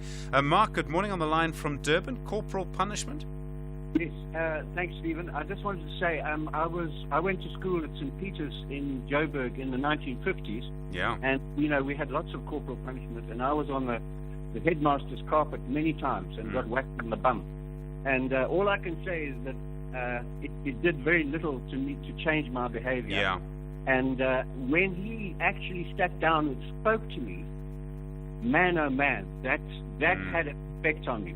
When he actually spoke to me, person to person, I can just say that it was far more effective. Yeah. When you interact with somebody, person to person. Mark, I mean, I was at high school in the 80s and 90s, and there was corporal punishment where I was too. And sure, I had a few, and you had to mark under your tie. It was the sort of thing you did, that you'd had a jack, as we called it. And recently, just through sheer fluke and luck, I came across a picture of one of the teachers who actually hit me once. I mean, I haven't thought of this person in years, and it took me straight back to that moment. I was quite astonished in myself, actually. Yeah. All right, Mark, thank you. Quite frightening in a way. All right, other calls coming through on this. Crispin on the line from KwaZulu-Natal. Corporal punishment, Crispin? Yeah, good morning. Stephen, actually in 1972 I was a teacher. I had previously been in a school where I had been told I had to beat boys, and I did. In 1972 I could not take this anymore. I just refused to cane. It caused consternation in the school because it upset the whole system of apartheid control of these, grooming these white boys into being loyal subjects of the apartheid regime. And of course it had no damaging effects on anyone's behavior, not at all. But the reality is we still have a lot of corporal punishment in our schools. I mean, the other day my friend's son failed his grade totally. And when we spoke to him about it, he said he was being beaten every day. So it's not only like, it's not only there, it's there and it's doing damage, and it's not leading to any productive outcome whatsoever.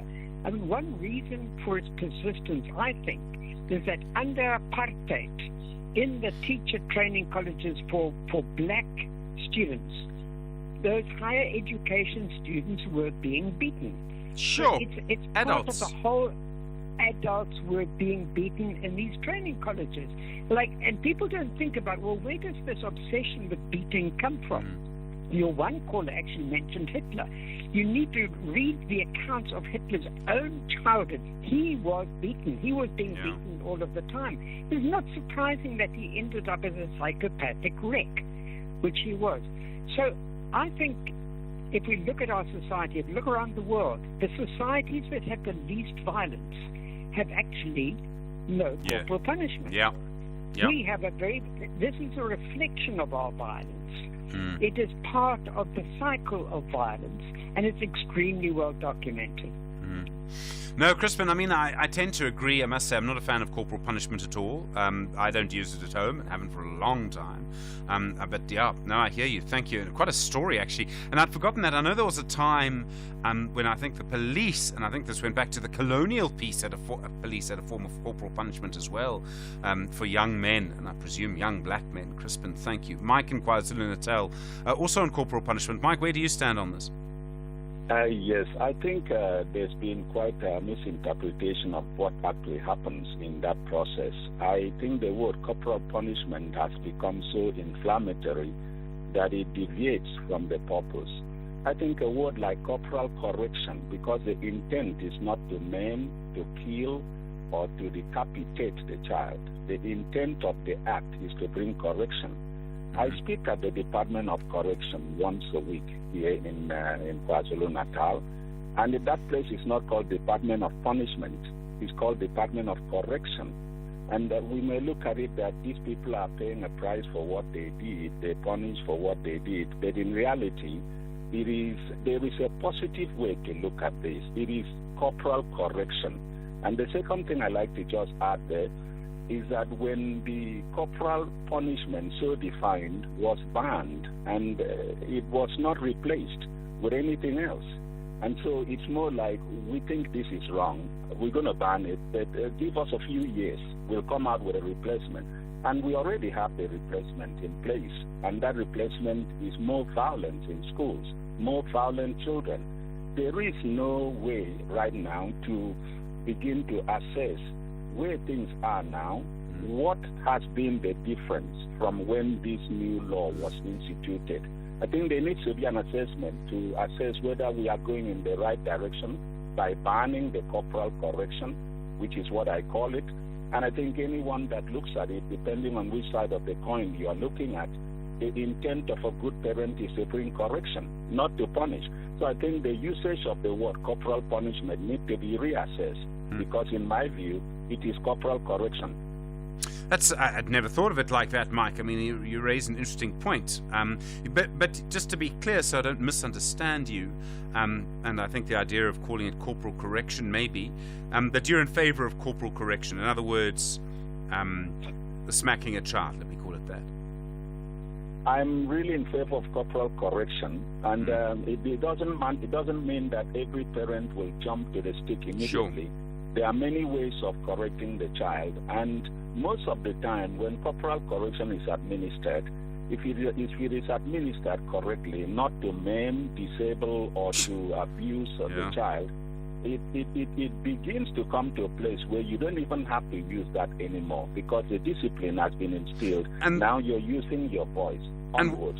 And what about what I forget the person's name, I think it was Peter, what Peter said, who said that, he was hit as a child, but when the headmaster actually spoke to him, that's what had a real impact. That really struck with me this morning. Every child is different. I'm sure that his case is quite unique. But when you look at what we have in our schools today, like a pupil shooting a headmaster, a principal who winds up it doesn't mean that happens all the time. But there are parents that do not have to administer corporal punishment, and they speak and the child hears. But then the discipline of the child and the training of the child should be a parental choice and responsibility. Please don't get me wrong. I am not in favor of people using the guise of correcting the child to abuse the child. There is a level that is abuse, and then there is a level that is just a corporal correction, and the intent is to correct. Some people have taken it too far, hence there is a public outcry that led to the ban. It's just like you buy a knife. You can use the knife to cut vegetables. You can also use the knife to stab someone. So if we say because a knife was used to stab someone, let's ban the knife. The problem is not the knife. The problem is who is using the knife, and for what application is the knife being used. All right, Mike in KwaZulu-Natal, interesting way of looking at it. Thank you. Corporal correction, I don't know. What do you think? 086 000 2032, 7 minutes to 8. SAFM, guiding you through the rush hour traffic. just want to take you into Cape Town for an update on the disruption around Mitchell's Plain. Now, the R300 that was closed between the M7 and Stock Road has now been extended right through the Mitchell's Plain area. So the R300 highway both ways is closed from the M7 Jakes Cobell Drive junction right through to the N2 highway.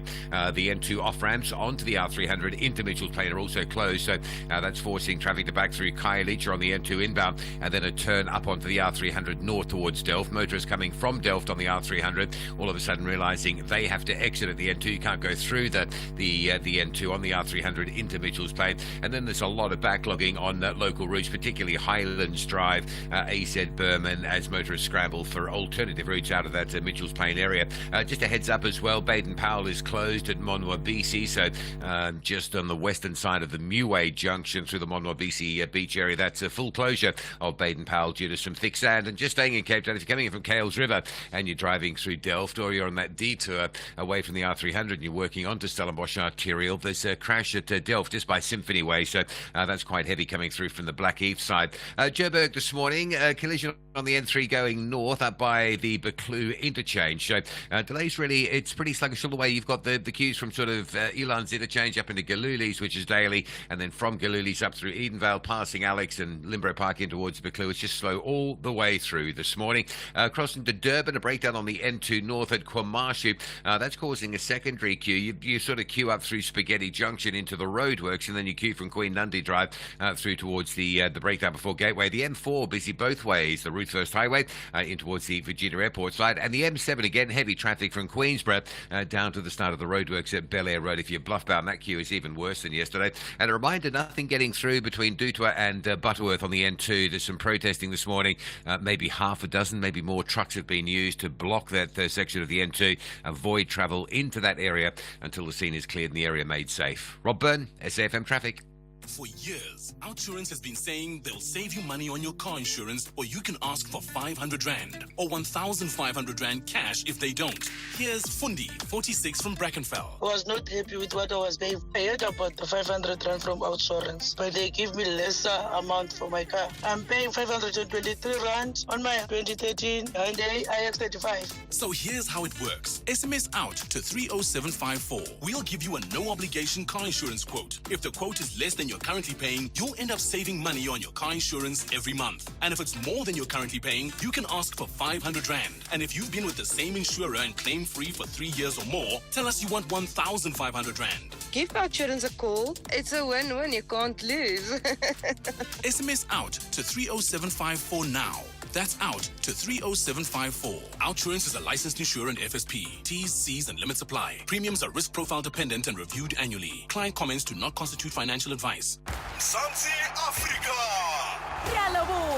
Siyabulela nangomso. Thank you for witnessing the Africa Cup of Nations Cote d'Ivoire 2023 in your language of choice on SABC radio stations, digital platforms, and SABC TV channels. Big ups to McDonald's for being on board. Your magnificent and heartwarming support gave millions of South Africans a spectacular and exhilarating experience during AFCON. Asonye. Proudly brought to you by SABC Sport. For the love of the game. Conversations that you connect with and react to. SAFM. Good morning. 3 minutes now to 8 the time. The city of Cape Town saying it's very worried about the construction mafia after a security guard and his dog were shot at a Philippi construction site last week. The guard was working at the intersection of Duanefontein and Govan and Mbeki roads. They're preparing there for another phase of the My City bus service when he was shot. And this all shines a spotlight again on the problems we have around people who use violence to demand money during construction projects. Rob Quintas is the member of the Mayoral Committee for Urban Mobility in the city of Cape Town. Councillor Quintas, good morning. A very good morning to you and to all of your listeners. Thanks for having me. This is a serious incident here. How many incidents like this are you seeing? So this is not the most serious incident we've seen. We had seen more than one fatality in terms of killings at our construction sites or related to those construction sites. A contractor lost one of their team in Delft working on the main road there last year. and a city official also lost her life in regards to construction-related mafia-styled hits. All of those matters, as well as this, are being investigated by the South African Police Services and the city's Special Investigations Unit on extortion. But yeah, we're seeing it a tremendous amount, and it has had in many ways changed the way we do business in terms of how we're spending contract funding and to have additional security there to protect workers and people that are busy trying to deliver services to communities who need them the most. It must cost a fortune just to secure these places. You're trying to build something, you have to spend a huge amount of money just on security. Well, that's exactly right. So we now have, at this site, for example, the one mentioned earlier on in Philippi, where this incident happened a week ago today on the 20th of Feb, we now have sort of Inyala type tactical vehicles and tactical response units stationed there whilst people are working during the day, bearing in mind that this has not stopped the threats even. But nonetheless, we now have to have additional security beefed up, and all of this just adds on a running cost for the tax and the ratepayer who is funding all of this with, this is public money that we're spending, and we're having to spend a great deal of it just to do the business that our core business, which is building roads and building a transport-related infrastructure. Are you making any progress in finding out who's doing this and investigating them? Look, it's quite murky. There've already been some high-profile arrests here in the city of Cape Town over the last sort of 3 months or so, with some very high-profile sort of gang kingpins arrested and in jail, their spouses in jail, and this is all related. But I mean, it's certainly not only one entity that is doing this. It's sometimes it is a very highly organized crime syndicate that is doing extremely high-level sort of extortion.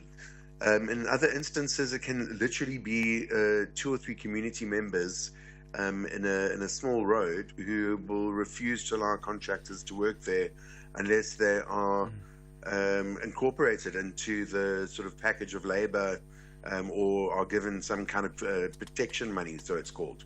So it's a wide range of players, if I can use that expression, involved in this across the measure. So it's very difficult to find one person and assume it's going to all end.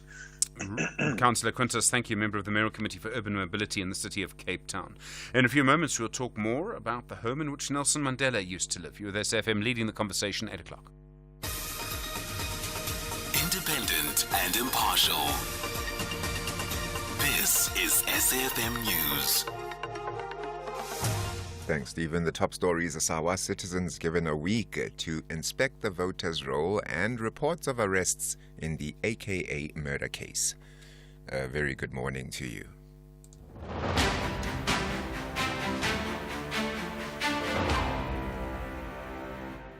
We start with election news. The citizens have just a week to inspect the voters' roll and lodge objections.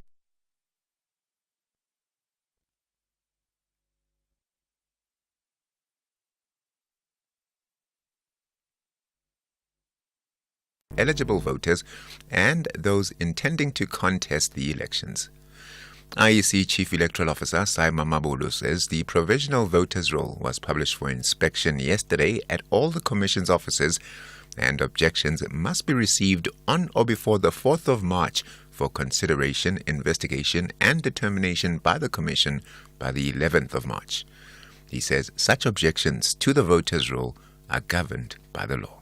Both procedural as well as substantive requirements of Section 15 of the Electoral Act must be satisfied when lodging an objection. The pertinent aspects in this regard include outlining the relief sought and establishing the basis for such relief, as well as serving the objection on the person against whom the objection is raised.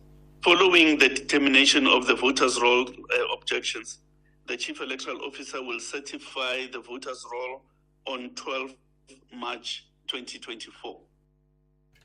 KZN Police Commissioner Nhlanhla Mkhwanazi has dismissed reports that Eswatini police allegedly made arrests in connection to the murder of South African rapper Keenan Forbes, popularly known as AKA. The famous musician was shot and killed with his friend outside a restaurant in Durban last year. Mkhwanazi says the suspects were arrested for a separate shooting incident and not that of Forbes. It is a case that involves a shooting that happened in Bria area, which happened last year around March, where two people that were in the vehicle were shot at, but they managed to drive until they stopped at below policing area, where one of the person was killed in that vehicle. And we got information that the suspects are hiding in a neighboring country of Eswatini. AmaZulu King Misuzulu Kazwelithini is expected to address the opening of the KZN legislature at the province's capital city, Pietermaritzburg, today. The two-day event will see Premier Nomusa Dube-Ncube delivering her State of the Province address tomorrow. Dignitaries and officials from various departments are expected to be in attendance. Nonjabulo Mtungomakamu reports. Dube-Ncube will set out the ruling government's key policy objectives and deliverables for the year ahead. This is if the current governing party emerges victorious after the general elections on the 29th of May. She is expected to highlight the province's achievements but also the challenges experienced over the past year. King Misuzulu will deliver what is his second address to mark the opening of the legislature since he became a monarch. For SABC News, I'm Nonjabulo Mtungomakamu in Durban. The Managing Director for Reputation Matters, Regine Leroux, says companies have the responsibility to run background checks on their employees to safeguard their reputation. This after another prominent professional in the finance industry has been caught in a fake qualification scandal. Langa Madonko, a co-founder and investment principal at Summit Africa, has confirmed that he does not have qualifications from the London School of Economics and he has never worked for the international companies such as McKinsey and JP Morgan. Leroux says transparency is crucial from the company. It does look like the communications team have jumped on this and communicated with the clients the transparency, the authenticity, which is absolutely crucial, so that if something like this happens, to nip it in the bud as quickly as possible, because you know that not just your own company's reputation is in question here, it is the other people by association, their reputation, that is being damaged. And the New York Times and Israel's Haaretz report that the Israeli government has submitted its response to the ICJ on the implementation of the provisional orders handed down a month ago. The International Court of Justice last month handed down 6 provisional measures on Israel and its military to prevent acts prohibited under the Genocide Convention in its war against Hamas in Gaza.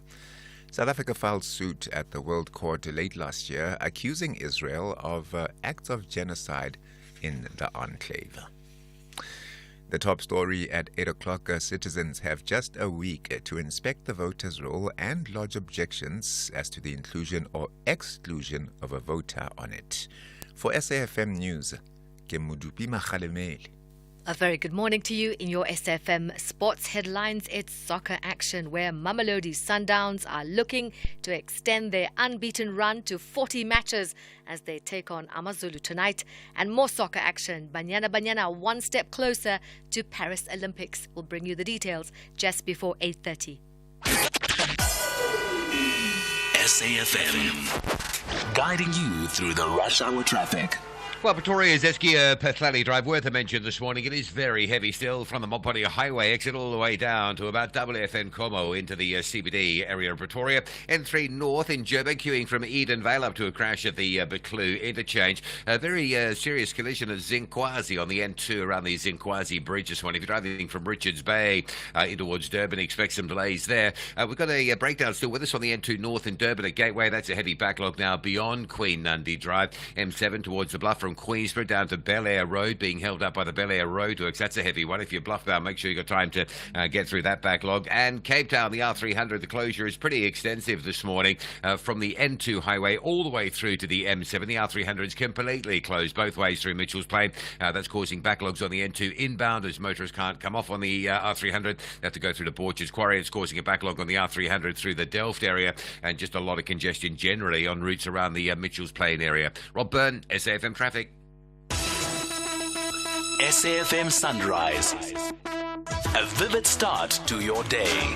8 minutes after 8, good morning. You're with SAFM Sunrise. I'm Stephen Grootes. Glad you're with us this Tuesday morning. Big conversations, as you've heard, around corporal punishment. And I think for so many people, their memories of corporal punishment, if you're probably over the age of around, I don't know, maybe 45, you might, and it might also depend actually on whether you're a man or a woman, but I think lots of people in sort of boys' schools or boys at school in those days probably had, suffered corporal punishment at the time, and everyone has their own memory and their own view on it. You know, the number 086 000 2032.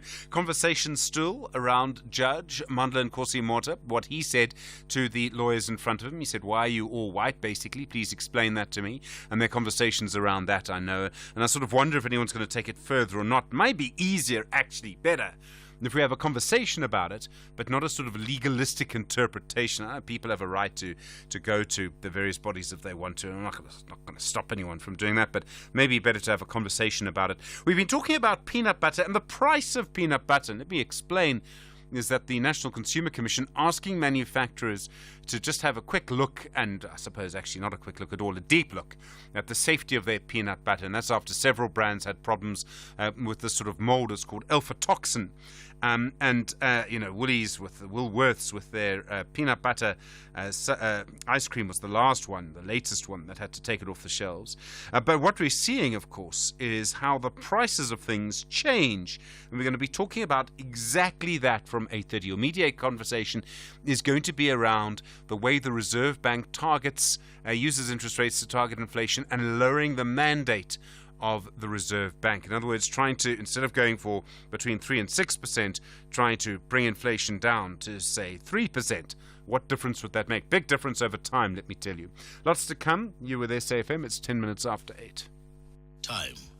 When you're a kid, it moves slower than a sloth trying to get through airport security. There is just so much of it. Skip forward a few years to your 20s. Time is still your friend. It says have some balance. Go party and have fun. Then your 30s hit. And time suddenly steps on the accelerator like it's trying to catch a traffic light before it goes red. 40s. Now time is moving faster than your 10-year-old on a sugar high. 50. You're desperately trying to save as much as you can, but time is moving so fast. And all you can think is, where did all the time go? That's why after 50 years of investing, we've learned that time is the greatest gift of all. And the good news is, if you invest early, time gives you money. And then money gives you more time for some much-deserved you time. Now, isn't that a compelling enough reason to invest? Ellen Gray. Long-term investing. Ellen Gray is an authorized FSP. Mzansi Africa! Yalabuga! Siyabulela nangomso. Thank you for witnessing the Africa Cup of Nations Cote d'Ivoire 2023 in your language of choice on SABC radio stations, digital platforms, and SABC TV channels. Big ups to McDonald's for being on board. Your magnificent and heartwarming support gave millions of South Africans a spectacular and exhilarating experience during AFCON. Asonye! Proudly brought to you by SABC Sport. For the love of the game. Agenda-setting conversations of the day. Well, various conversations this morning at 12 after 8 in the Joburg Heritage Foundation saying it's worried that government money, public money, is going to be used to renovate the home of the Mandela family in Johannesburg. And as I understand it, this is the home that's on 12th Avenue in Houghton. It's been abandoned. There's no one living there at the moment, fallen into disrepair. There was a statement yesterday about Gauteng Premier Panyaza Lesufi, I think in his State of the Province address, that the province would help the family to basically fix the house. And of course, in a way, it is a very important historical place. But there are some concerns with whether this is really the right thing to do. David Fleminger is a spokesperson for the Johannesburg Heritage Foundation. David, good morning.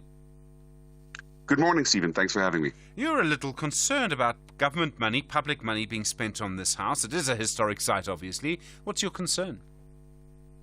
Well, as you say, it is a vitally important heritage site. It's the house where Mandela was living when he passed away, sadly, in 2013. And in principle, we have a problem with public funds being used for private residence, especially when that private residence is not accessible to the public and has no public benefit. If it's public money, there should be some kind of public benefit. We don't think that it's appropriate to use public funds for essentially a private residence. There is a secondary and probably more important issue here, and that is that the house is currently abandoned because of an ongoing legal issue between the trustees of the estate and the members of the family. So as a result, ownership of the house is disputed. That's why it's been abandoned, and that's why it's fallen to dereliction. Nobody's maintaining the property. So to invest public funds in a property that is under dispute, that doesn't have a proper ownership in place, without a proper management plan, without a proper usage plan, for us, that's very problematic. It seems like a waste of money, quite frankly. Sure. So, okay. So would it be a problem for you if it was being refurbished to be turned into a museum, or if people could come 3 times a week to see the house? That wouldn't be a problem. From our perspective, that would certainly justify the use of public funds. In principle, we still don't like the idea, but, at least if there was a public benefit, we could justify it that the funds are being used appropriately. I suppose it's interesting that this house has become the subject of such a big dispute in the first place, and it takes us to another very complicated argument that we've seen with the recent auction of some of Madiba's possessions around who they really belong to. But I suppose with a property, there will be a legal title deed that says it belongs to the family. That is correct. So, we've, as the foundation, we've seen it play out in numerous locations around the city. An empty building is a building at risk. It's at risk of dilapidation, it's at risk of invasion, it's at risk of, collapse, all those kinds of things. And we've seen that happen. So for us, there has to be a proper certainty about who owns the property and who is responsible, crucially, for the maintenance of the property. Unless that is in place, you're sinking money into a black hole, because there's no way that property is going to be maintained. And frankly, maintenance and management is everything when it comes to a heritage property. They can't just be left alone for years and expect them to survive. Would it just be better if maybe the government or someone bought this property and went from there? We would have no objection to that. The Mandela Foundation, for example, they own Mandela's first house in Houghton, where he lived when he first came out of prison. And they have entered into a management contract with an established tourism company. They've turned it into a boutique hotel with a restaurant. And we have had some criticism that it's quite expensive, so that it's not really accessible to every person. But at least it's in use, it's being maintained, it's a lovely space, and it's productively used. So yes, if an organization came in to say, we have a plan, we have an idea, we're going to do this and that and this, that would be absolutely fine.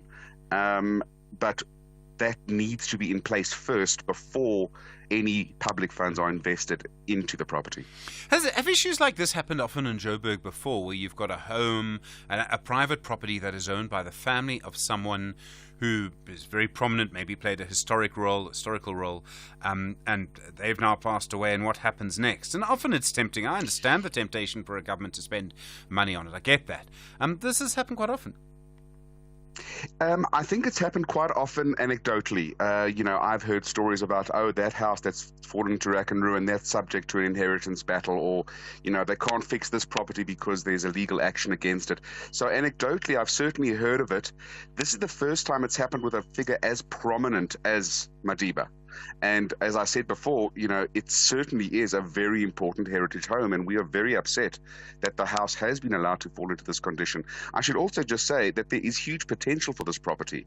We went on a site visit with the local ward councillor and a representative from the Residents Association, and while we were there for about maybe half an hour on the pavement. At least 5 or 6 different cars came by with tour groups who were coming to see the house, and all they could do was stand outside on the pavement and take some pictures of this kind of leaning wall.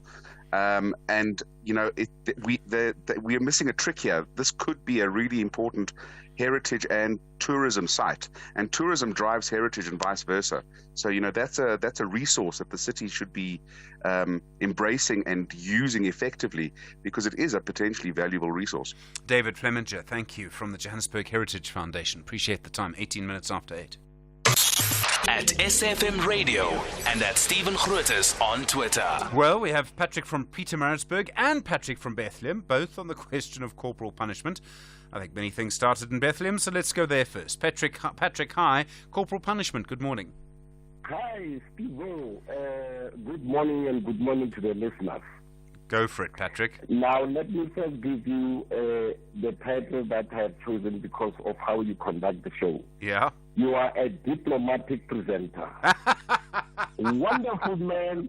You know what I like about you, Steve? You even though you do disagree sometimes with the view expressed by a listener, but you circumvent it in such a way that the listener can rather, I've been respected and been given an opportunity. Yes. No, Patrick, thank you very much for that, man. Keep up that beautiful attitude. Thank you, Patrick. Steve, yeah. Let me tell you, during the Verwoerd Bantu education, I was doing standard 6 in 1970. And then, of the day that was imposed on us, I was already 17 years old, a teenager, at the very peak time. Now, in my classroom, there was this young, pretty girl. Most of us, the boys, we admired her, you know what I mean? And unawares, the teacher, my science teacher then, we didn't know that he was flirting with a girl. And one time during break time, I went past the lady, and I greeted her, and then I said to her, you know what, you're charming me. How I wish one day we could go out and just have, a snack. The teacher was just passing by there. Steve, you know what happened? I was called into the principal's office. 4 boys were called in. I was held down. Steve, that man caned me. I cried until I could cry no more. Oof. For just that. Sure. Now, let me tell you something. 24 years. I was 24 years now old. And I was traveling from town, and I met this guy at the bus station then, and then he was saying, hey, my boy, come here and help me pick up my groceries. Steve, you know what happened? What he did to me then simply came back and I snapped. I hit that man to such an extent that I got locked up. Sure. And after that, because my mom was so disappointed with me, because she felt that actually I've defiled the family name, because we are always required to be respectful to adults, not only adults, even to our peers. Even today, when I think about that thing, I'm still angry with myself. So I'm just trying to emphasize the fact that corporal punishment, it's not a solution. Yeah. Whether we call it corporal correction or corporal emancipation, it remains corporal punishment. And the reason why today at schools corporal punishment and bullying is so rife, it is because the parents at home, they are failing to instill discipline and play their role of helping their kids to grow up into responsible young individuals. And then once they have neglected that, they're expecting the poor teachers at school to do what they are supposed to be doing at home.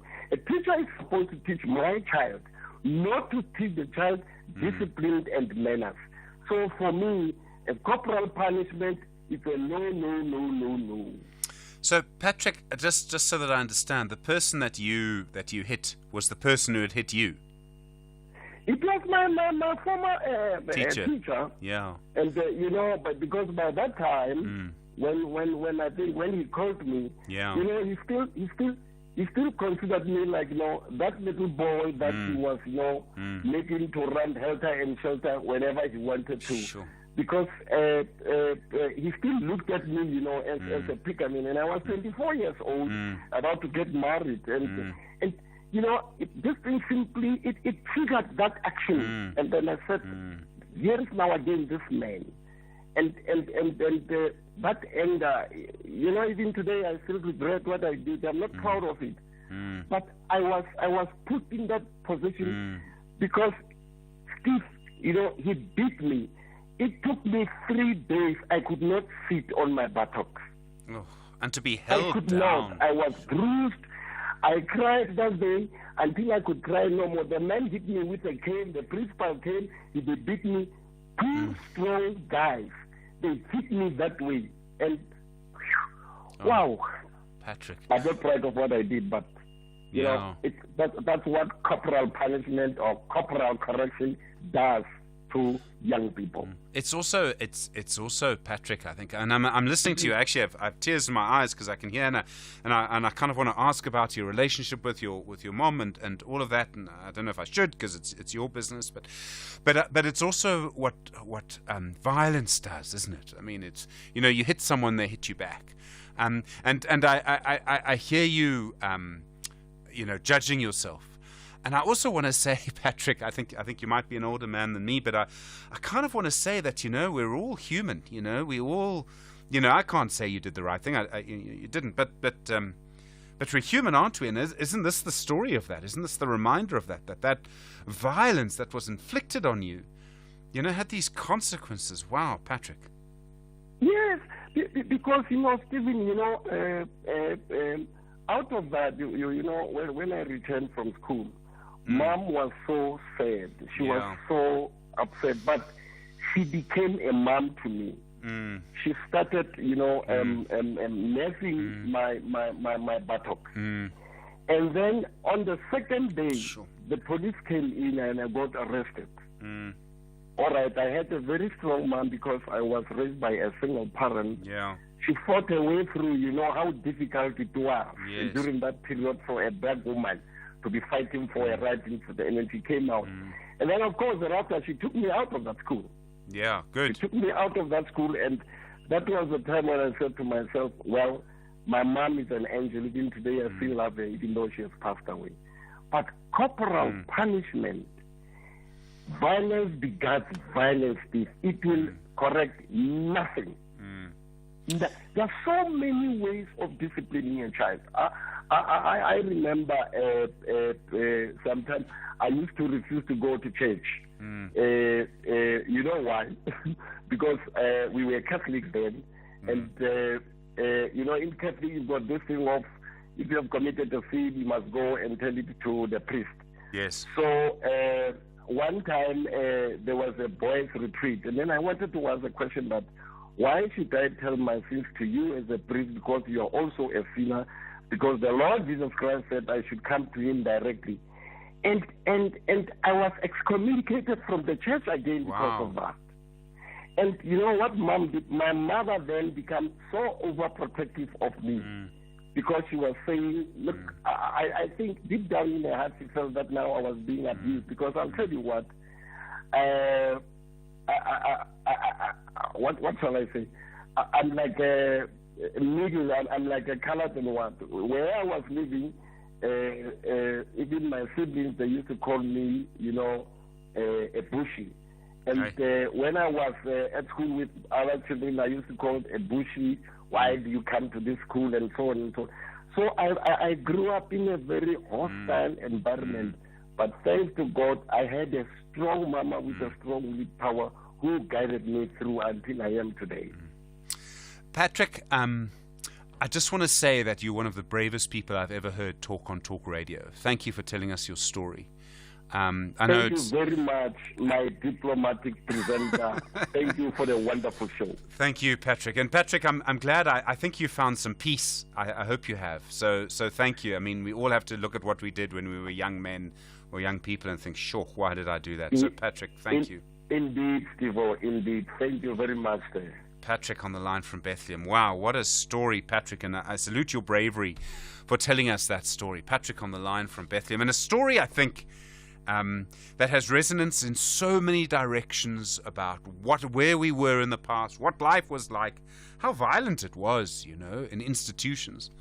Sure, Patrick, I'm going to be thinking about you through the day, my friend. 28 minutes after 8. This is SAFM Sport with Zai Khan. Zai, good morning. Mamelodi Sundowns. Yes, they have advanced to the CAF Champions League quarterfinals, but tonight they will clash with AmaZulu at Loftus Versfeld. 7:30 tonight is where it'll all happen. Brazilians looking to extend their unbeaten run to a massive 40 matches as they endeavour to increase their chances of winning a 7th successive league title. Rulani Mokoena and his team were last defeated.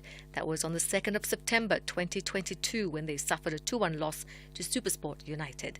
More soccer, the draw for the last 16 of the Nedbank Cup has the defending champions Orlando Pirates hosting Hungry Lions at Orlando Stadium, while Mamelodi Sundowns will host the Motsepe Foundation Championship side Maritzburg United. Milford FC, who defied the odds to beat Kaizer Chiefs, they have a home tie against Stellenbosch FC. Now only 2 all DStv Premiership encounters feature Richards Bay and SuperSport United, with Sekhukhune United going up against AmaZulu. While the draw has been completed, the PSL has yet to confirm the dates for the fixtures. Elsewhere, Pitso Mosimane is set to receive a 24 million payout over the unfair termination of his Al Ahly contract on top of unpaid salaries. Mosimane took on the club after the dismissal, taking the case to FIFA for arbitration. Mosimane said upon his exit from the club, he had not received a salary from the club for 5 months, from January to June. The coach also claimed that the club had breached their contractual responsibilities to retain his services after he successfully won them promotion to the Saudi Pro Division. As of January 26, 2024, Mosimane has joined the Saudi Arabia club ABA on a 4-month contract. Now, Banyana will square off against Tanzania in their 2024 Women's Olympic qualifier. 3rd round, 2nd leg tonight. 5 p.m, hoping to book their ticket to the next round of qualifying in style. They defeated Tanzania 3-0 in the first leg of the 3rd round of qualifying for the 2024 Women's Olympic Soccer Tournament. And finally, cycling news. The UCI has suspended members of the Sinska Cycling after the team disguised a mechanic as a rider in an effort to gain entry to last year's Agenta Classic. American team were missing one of their 5 riders due to illness for the road race in Belgium.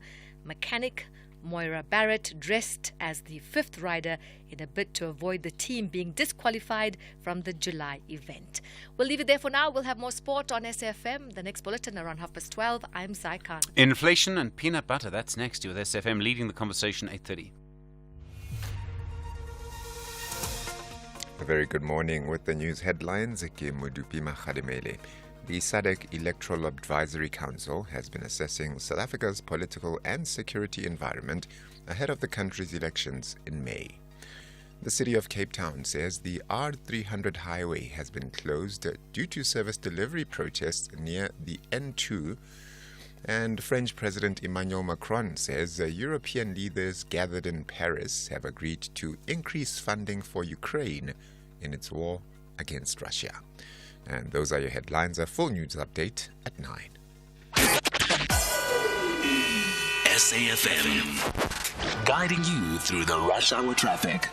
Good morning. Joburg Gen 3 stays under pressure. It's a earlier collision scene up at the Buccleuch interchange. So the run north of Galulis gets pretty heavy from about Modderfontein Road all the way through to the N1 Buccleuch and into that crash scene. Also, talking of the N1, there's a collision southbound at the bottom of the highway at Buccleuch. So coming through from New Road through Allendale on your way to Joburg. That's all very heavy this morning. Pretoria's Esky and Pathetti still really bad through Marabastad and into the CBD territory. Been warning about that one today. Durban, collision on the N4. 4 near Congela, so an extra delay if you're on the Southern Freeway coming from Jacobs and the Clarewood side. There's also some very heavy stuff on the M7 this morning from Queensborough down to Bel Air and Wakesley Junction on your way towards the Bluff. And there's a big backlog on Umhlanga Rocks Drive, Glen Ashley area on your way towards Umhlanga. That's quite interesting to look at. Now, the R300, as you heard in the news there, we've been covering that off this morning, the closure at Mitchell's Plain. We think it's been reopened. Our systems that we monitor, we can definitely see some traffic flow there. There is a backlog of traffic on the N2 inbound passing the R300, as motorists are probably preferring to go down an off-ramp at Borges Quarry. But the R300, as far as we're concerned, appears to be open after another morning of protest. The N2 between Butterworth and Dutwa remains closed due to protesting. Avoid that run through. And just a heads up, north of Oudtshoorn, the N12 Meyringsport Pass is currently closed. The truck overturned last night. Recovery of that underway. If you're around Meyringsport, you may just find yourself being backed and stacked for a little while during that recovery. Rob Byrne, SAFM Traffic. Catch the Insider SA this Monday evening at 6 as international dance sensation Musa Mota fires the imagination of millions. Film star Zandile Mhlangu brings the action off-screen as much as on. And of all the wedding venues in the world, why did Dr. Carly Andringa and Paul van Dyk choose Antarctica? Find out on the Insider SA this Monday at 6. Repeat Saturday at 1 p.m. and Sunday morning at 10:30 on S3. Diable Noir can't wait to demonstrate to Sekhukhune United that what they did to them in Limpopo will not prevail in Brazzaville. Meanwhile, Babina Noko targets another victory against Yakati Yamama when they close the group stage curtain. This is the CAF Confederation Cup. Catch Diable Noir FC and Sekhukhune United FC on Sunday 3 March at 6 p.m. Live on SABC Sport on DTT Channel 4. Also available on SABC Plus and SABCSport.com. Hashtag We Love It Here. Proudly brought to you by SABC Sport. For the love of the game. Mediated conversation on SAFM. 26 minutes now to 9 the time. Good morning. Last week it was reported that the National Treasury has hinted it could change the Reserve Bank's inflation target. At the moment, the monetary policy of the Reserve Bank has the mandate to keep inflation between 3 and 6%. That's called the inflation target. If the inflation target were changed and moved lower, for example, it would mean the Reserve Bank would use interest rates to aim for a different target. If the mandate was lowered, it would mean inflation would be lower over the long term, and that would mean that the value of the money in your pocket would be better protected. For example, it would mean that the 350 Rand grant would be worth more than it is at the moment, because since it was introduced, it's become worth less because of inflation. To put it another way, if, for example, you had bought a jar of peanut butter a year ago, if inflation were lower, well, you could use almost the same amount of money to buy that jar of peanut butter again today. If inflation is higher, you'll need more money to buy that jar of peanut butter a year later. But to implement this would also probably mean that interest rates might have to be higher for longer, which would continue to make life quite tough for quite some people. So then, is this a good idea or not? First, the journalist who broke this story, Hilary Joffe, is at Business Day. She'll explain how all of this works. Then someone who I suspect he'll speak for himself, but I suspect may believe this is a good idea. Dr. Lumkile Mondi is a senior lecturer at the School of Economics and Business Science at Wits University. And then someone who, I suspect, he'll speak for himself, may disagree with this. Duma Gubule is a research associate at the Social Policy Initiative. We start then with the editor and columnist at Business Day, the associate editor, Hilary Joffe. Hilary, good morning and thanks for your time. Morning, Stephen. Thanks for having me on the show. What exactly has the National Treasury said? Right. What the National Treasury has said in a review of macroeconomic policy, which is monetary policy and fiscal policy, what they've said is that inflation targeting in South Africa, which was introduced in 2000, has really been pretty successful in bringing inflation down to a sustainably lower level and making it less volatile and all over the place.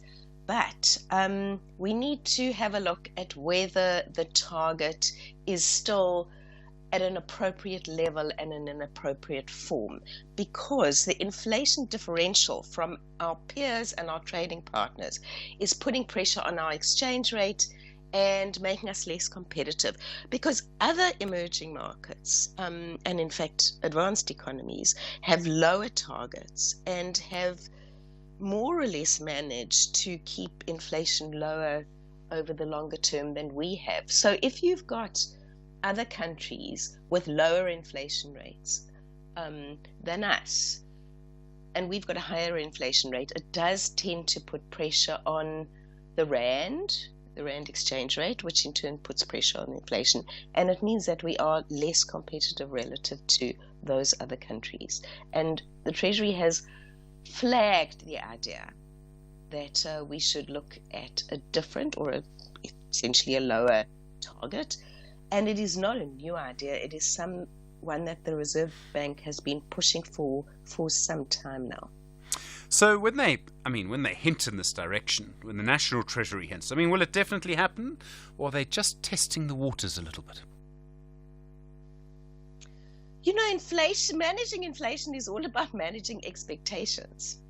I think that is what the Reserve Bank says often and very powerfully, that what you're trying to do as a central bank, this is the Reserve Bank, is to manage the pricing expectations of price setters in the economy, who are the businesses, and wage setters, who are the trade unions and the employers. And if they believe that inflation is going to come down to the target range, they will pitch their pricing and their wages into the future accordingly. If they believe that the range is going to be lower and that the Reserve Bank is going to target a lower range, they may be persuaded to put their expectations at a lower level, and that then will feed into a lower level of inflation. And that is certainly the Reserve Bank's argument about why we need to lower the target. Keeping in mind, Stephen, though, that the Reserve Bank has for a number of years now made it clear that it's not targeting the whole 3% to 6% range, which is the official target range. It is in fact targeting the midpoint. So the level of inflation that the Reserve Bank is targeting is 4.5%. It wants to see the target over time move down to 3%. The Treasury has not intervened on the details, but it has certainly flagged the possibility that it will look to modify the target. We've had a period of very low inflation during the pandemic, then high inflation after the pandemic. And I say this with a great deal of optimism. Inflation may be getting under control. Is this the right moment to make this kind of move, to lower the inflation mandate just as inflation is coming back under control? It's actually exactly the right moment, because you certainly don't want to lower the target when inflation is running at nearly 8% as it was at the peak in July 2021, because then the pain involved in lowering the inflation rate to 3%, rather than 4.5%, is going to be much greater. When inflation is coming down anyway over the next few years, at least we hope, and we are embarking on a rate cutting cycle at some point in the next, let's say, 12 months anyway, then it makes it, in a sense, more painless to start massaging those expectations down, and in that way massaging the rate down. So this may be exactly the time to start easing in the idea of a lower target and introducing perhaps a lower target in and of itself. If the National Treasury makes this decision, and Hilary, I have no idea who really makes this decision, do they just tell the bank what to do? Is there another process do they have to follow? Do they have to consult with someone? Is this just up to the finance minister really? He writes someone a letter and they have to do it? He could do, actually, but no. Inflation targeting was introduced by the government, and the Reserve Bank, if you like, is the implementing agency, and it has to be an independent implementing agency so that, government can't interfere in its decisions. But the mandate that it has, which is to target 3% to 6%, is decided by the government, but I think in consultation with the Reserve Bank. So the Treasury has said that it has undertaken the technical work to look at this, whether it should, what the appropriate form and level of the target should be. In other words, two questions. What level should it be at? And should it be a range as we have currently? Or should it be a point target, say 3%? Now, a lot of other emerging market countries who have, when we introduced inflation targeting more than 20 years ago, a lot of countries in the world were going that route. And the Reserve Bank governor, Lesetja Kganyago, when he started talking about lowering the target, in fact 3 years ago now, he pointed out that since targeting was introduced globally, most emerging market countries had lowered their targets over time, and that we sort of lost competitiveness. And if you look at Mexico, Brazil, Chile, the Eastern European countries, 3% is pretty normal. In advanced economies, 2% is pretty normal. So, and most of them now have a point target with a sort of a tolerance band around it rather than a range as we have. So the Treasury is doing the technical work to look at what we need and what's appropriate, and it would consult with the Reserve Bank. I think it would have to legislate a new target, but it would be a gradual process. You don't bang, say 3% tomorrow.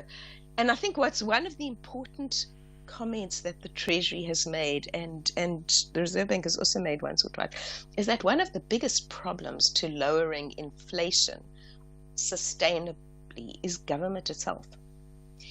Administered prices, the ones set by policymakers, fuel, rates, water, electricity, the inflation there has been usually higher than than other prices, and even the public finances themselves put pressure on inflation. Hilary Joffe, thank you very much indeed. Very clear explanation. Editor and columnist at Business Day. Really appreciate the time. 16 minutes to 9. Your mediated conversation continues. Should we change the mandate of the Reserve Bank to lower the inflation target? Dr. Lumkile Mondi is a senior lecturer in the School of Economics and Business Sciences at Wits University. Dr. Mondi, good morning. Thanks for your time. Thanks for your time, Stephen. Good morning to you and your listeners. Would this be good for South Africa to reduce the inflation mandate? Absolutely. We're looking at a band between 2 and 4%, with 4 being the upper limit. I think the biggest advantage for that is just price stability, ensuring that South Africans experience constant prices over a long time, protecting incomes, but also buying power, but also for the poor who are purchasing and consuming goods, that the price are not volatile. Therefore, they can be able to sustain their lives. You made an example of the 250, that it can go far when prices are relatively stable. I think, Stephen, the point I was really to make, following on Hilary's contribution, is that unfortunately, monetary policy is not a panacea for South Africa's economic problems because of the nature of the global financial architecture, as well as the openness of the South African economy and lower savings rates, which therefore forces South Africa to be net importer of capital. In addition to that, when interest rates are going high internationally, it means that the international community becomes more attractive for portfolio flows. Therefore, we see quite a lot of capital moving out of emerging market when interest rates are high internationally back to where they come from, and therefore starving many emerging markets of capital, given the low rates of saving, particularly in the context of Africa. But more importantly, is also that South Africa remains an exporter of key minerals. Therefore, when interest rates are high internationally, the demand for commodities sometimes is very low. Therefore, it has a huge impact on our balance of payments, and hence we've seen the rand weakening drastically in comparison. Therefore, the shift really in terms of making the band lower between 2 and 4%, and the advantage that South Africa has, that many of our banks remain quite strong, and more importantly, in an environment like this one, so high inflation, banks tend to be much more conservative and therefore lend less, particularly for those for those customers that are seen to be riskier. Therefore, in an environment of a lower inflation, of a lower band to 4%, interest rates will be lower, access to capital will be lower because there are very fewer riskier individuals who are looking for capital. And we can see such a huge expansion of credit across many areas, and sparing economic growth within South Africa remains quite dismal, where you've got high interest rates and low inflation, because the other factors which are outside monetary policy are in the hands of government. We know that many of our companies after 1994 remain quite oligopolistic. They've got a free rein on prices, but also they block entry into new markets by smaller players who want to compete. So in an environment of oligopoly and restricted competitiveness, it means that in certain areas prices are sticky, making goods and services much more expensive for South Africans. Therefore, there is more that needs to be done beyond monetary policy for us to anchor a stable price and a dynamic and labor intensive economy. Those other factors have to come in to support a monetary policy stance using inflation targeting at a much lower band between 2 and 4%. I presume that if this were to happen, it would mean that interest rates would have to remain high for a long time. And wouldn't that be painful? I mean, that already, and the bank has said that it views its own policy at the moment as restrictive. So that would mean actually the pain we're going through now, we would have to feel for a longer period of time. Is this really the right moment to do that? It is the right moment because we're already in pain anyway. So basically, arguably, Stephen, it will be in classical terms a structural adjustment where we basically are keeping interest rate high, but we're giving room to other policy levers to do their job. So we want to ensure that our trade policy is dynamic enough. Secondly, we want to make sure that the competition policy is implemented and we deal with monopolies or oligopolies in this case much more drastically. But also other structural issues, particularly in relation to SOEs, because remember, a huge chunk of our inflation is because of administered prices. These are the ports, these are the energy and other rail services, which remain in the hands of the state and are very, very costly, given the under-maintained or poorly maintained infrastructure across, which put heavily on our inflation. Therefore, this environment allows for those decisions to be taken, and I think government is doing very, very well. We've seen quite a lot of movement in relation to the ports, bringing private players into.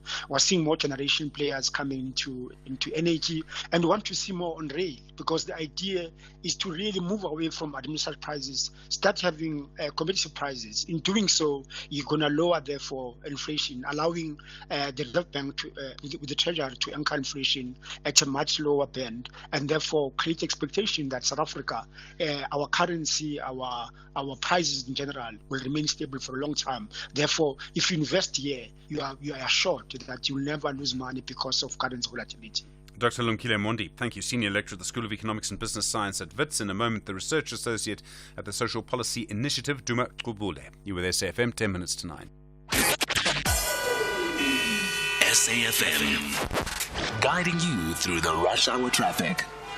Good morning. Just into Cape Town, confirmation as we thought 20 minutes or so ago, the R300 through Mitchell's Plain has been reopened. The road was closed this morning due to another outbreak of protesting, and at its worst it was an extensive closure between the M2 and the M7, but it has been cleared, the road has been reopened, and it's a fairly normal flow through the Mitchell's Plain area. There is a lot of congestion just up the road a bit on Danafontein Road between the N2 highway and Clifffontein. If you're driving that top end of Nyanga, that's a little bit, or Mannenberg if you like, that's a little bit unusual. Just staying in the Cape, still plenty of traffic on the N1 inbound, Belleville right through to the city centre. Marine Drive is queuing at Sunset Beach with volume at the Loxton Road, Woodbridge Island, due to roadworks, and then another queue as you come into Parton Island, so plenty of traffic on that route. Also the Kuberg Road very slow coming through Brooklyn and in towards that N1 traffic as well. There is a lot on Route 1 into central Cape Town this morning. Joburg, the scene on the N3 north at Buccleuch seems to be out of the way. That traffic that's backlogging from Edenvale is moving.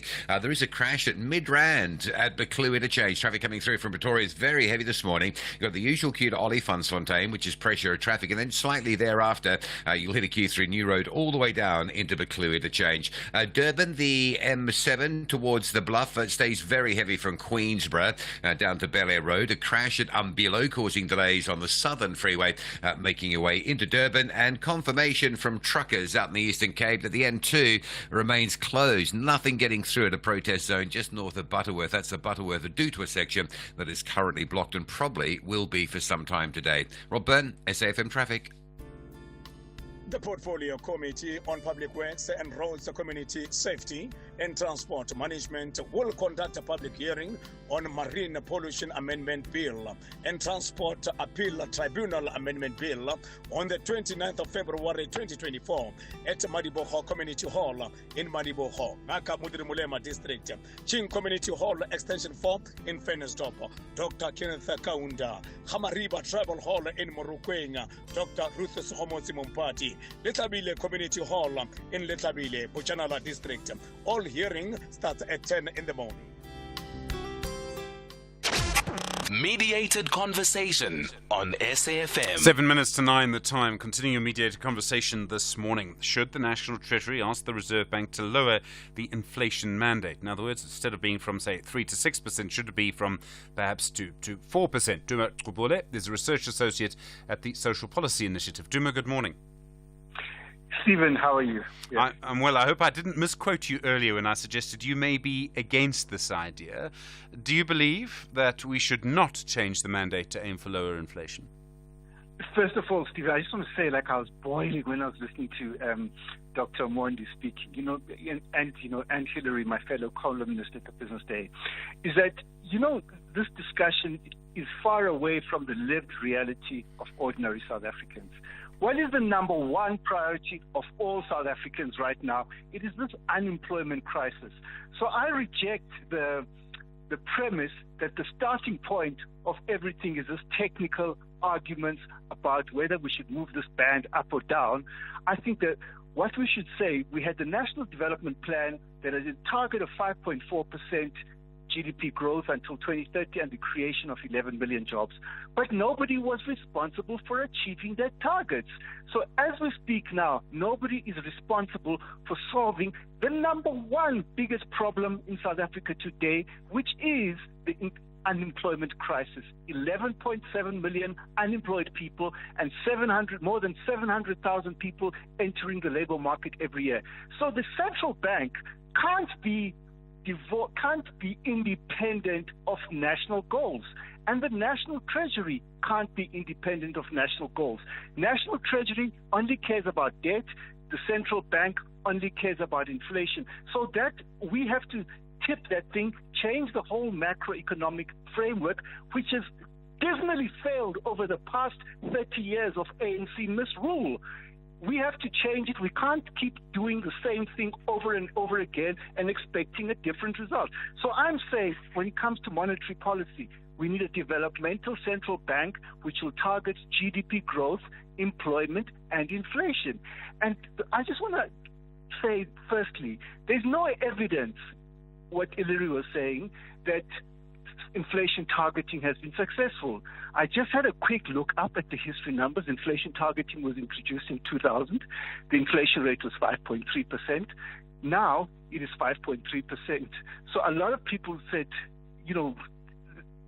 inflation targeting was introduced throughout the world after the war had been won against inflation.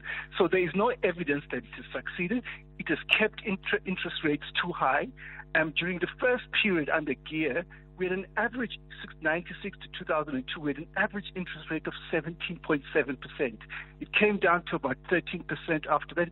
So average real interest rates are about 13% over the past 30 years. And currently, I was just looking, we've got an interest rate of a prime lending rate of 11.75% and 5.3% inflation. That's a real prime lending rate of 6%. Is it any wonder that we're not seeing investment in the economy? Because the real prime lending rate is 6.4% and the economy is not growing. So what I'm trying to say is that we have to look at these things holistically, and we have to I oppose to this thing of the inflation targeting moving to the 0.4.5%. I'm completely for it, and we have we need a new system where we have a developmental mandate. Number two is that interest rates. Monetary policy is not just about interest rates. There's so many other policy tools that the central bank can do to finance economic development. The central bank, as we saw now with the deal with the Treasury, they can coordinate fiscal and monetary policy. They released 150 billion rands towards Treasury through coordination, number one. Number two, they can control the cost of capital on the bond. So the central bank can lend directly to the government. It can lend. The central bank can't run out of the currency it issues, and the government can't. Why does the government have to always go to the bond market, to Old Mutual and Sanlam, and borrow money on exorbitant rates when it can borrow the money within the family from the central bank and the PIC, which already, by the way, Stephen, has already borrowed he's already lent 836 billion rands to the government and state-owned enterprises. So what I'm trying to say is that the central bank has to use many more policy tools that go beyond inflation and that go beyond interest rates. Okay. Yeah. So Duma, I mean, I understand while you're boiling. I do want to put this to you, if I may. And I hear you on unemployment. I absolutely hear you. Social grants are a huge issue in our country, and they're literally saving millions of lives, probably on a daily basis. If we had lower inflation, the value of a social grant would retain its value for longer. Couldn't that be an argument in favor of this? Okay, so now let's look what happened during the pandemic. So, first of all, there's this view on the right wing of economics that inflation is everywhere and is a monetary phenomenon, too much money chasing too many goods and services. But we've never had that problem in South Africa, to my knowledge, over the past 30 years.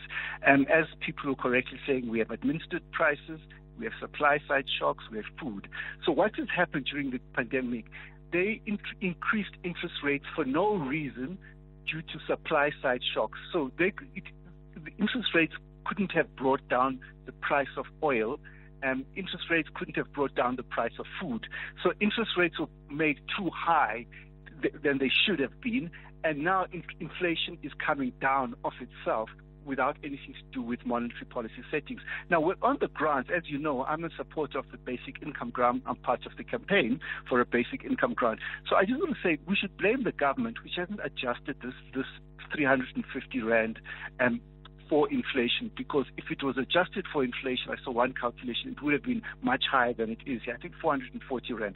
So the government is the one who should have been adjusting the social relief of distress grant to take into account inflation and protect people from the rising cost of living in South Africa. And in terms of administered prices, what we saw during the pandemic is that countries spent hundreds of billions of rand subsidizing prices, the oil price, introducing price controls.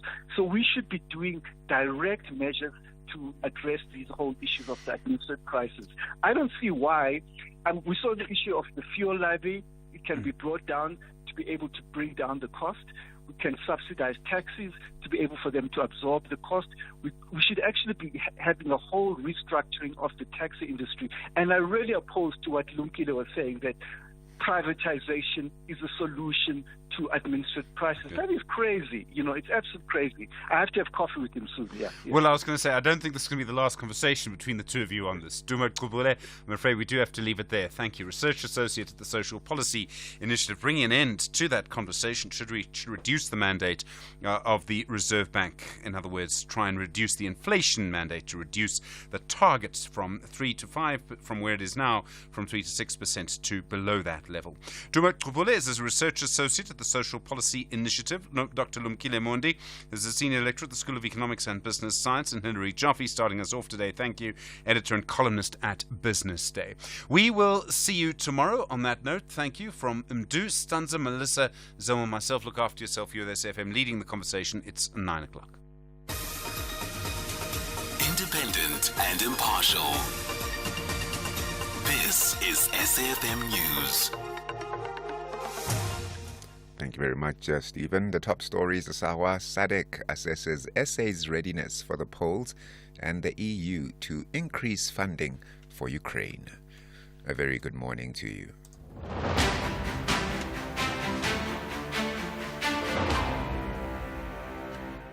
We start with election news. The SADC Electoral Advisory Council has been assessing South Africa's political and security environment ahead of the country's elections in May. The Advisory Council and the SADC Observer Mission have been engaging with key players ahead of the polls to ensure free, fair, transparent, and peaceful elections. The Council's chairperson, Advocate Nothemba Tipia. We are still busy with our assessment as we have not met all key electoral stakeholders, and we are yet to finalize our report. In that report, we will then give our overall assessment, which will be then forwarded to the chairperson of the organ Troika of SADC, the current president of the Republic of Zambia that is chairing the organ at this moment. The Human Rights Commission has condemned the arrest of a 15-year-old in Hillbrow in the Joburg CBD on suspicion that she's a foreign national. The teenager was detained for allegedly failing to present her South African documentation to the police. She spent almost 2 hours locked up in the police holding cells at the Hillbrow police station and was released after her father arrived with her birth certificate to prove she was South African. The Commission's Gauteng manager, Zamanto Mwambeki. On this issue particularly, I think the idea before was that the people who were detained were adults or during a raid of some sort into a building.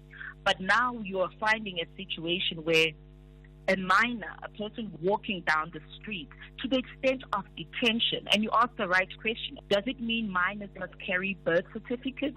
And there have been other calls from other civil society organizations that say, at least if you make it a card or something, one is able to move about more easily. But now when you're talking about a minor, I think that's what makes these circumstances very, very different. The teenager, meanwhile, explains how one of the officers touched her inappropriately during the ordeal.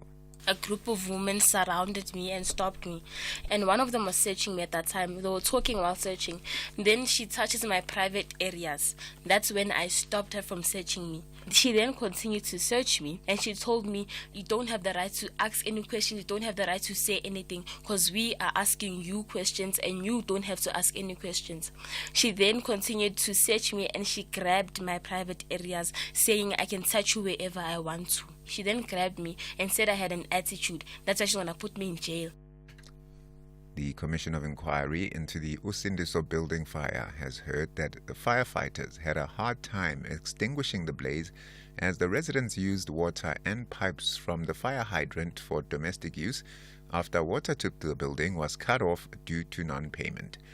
The inquiry heard that the water supplied to the fire hydrant remained connected as required by law despite Joburg Water being owed millions of rand.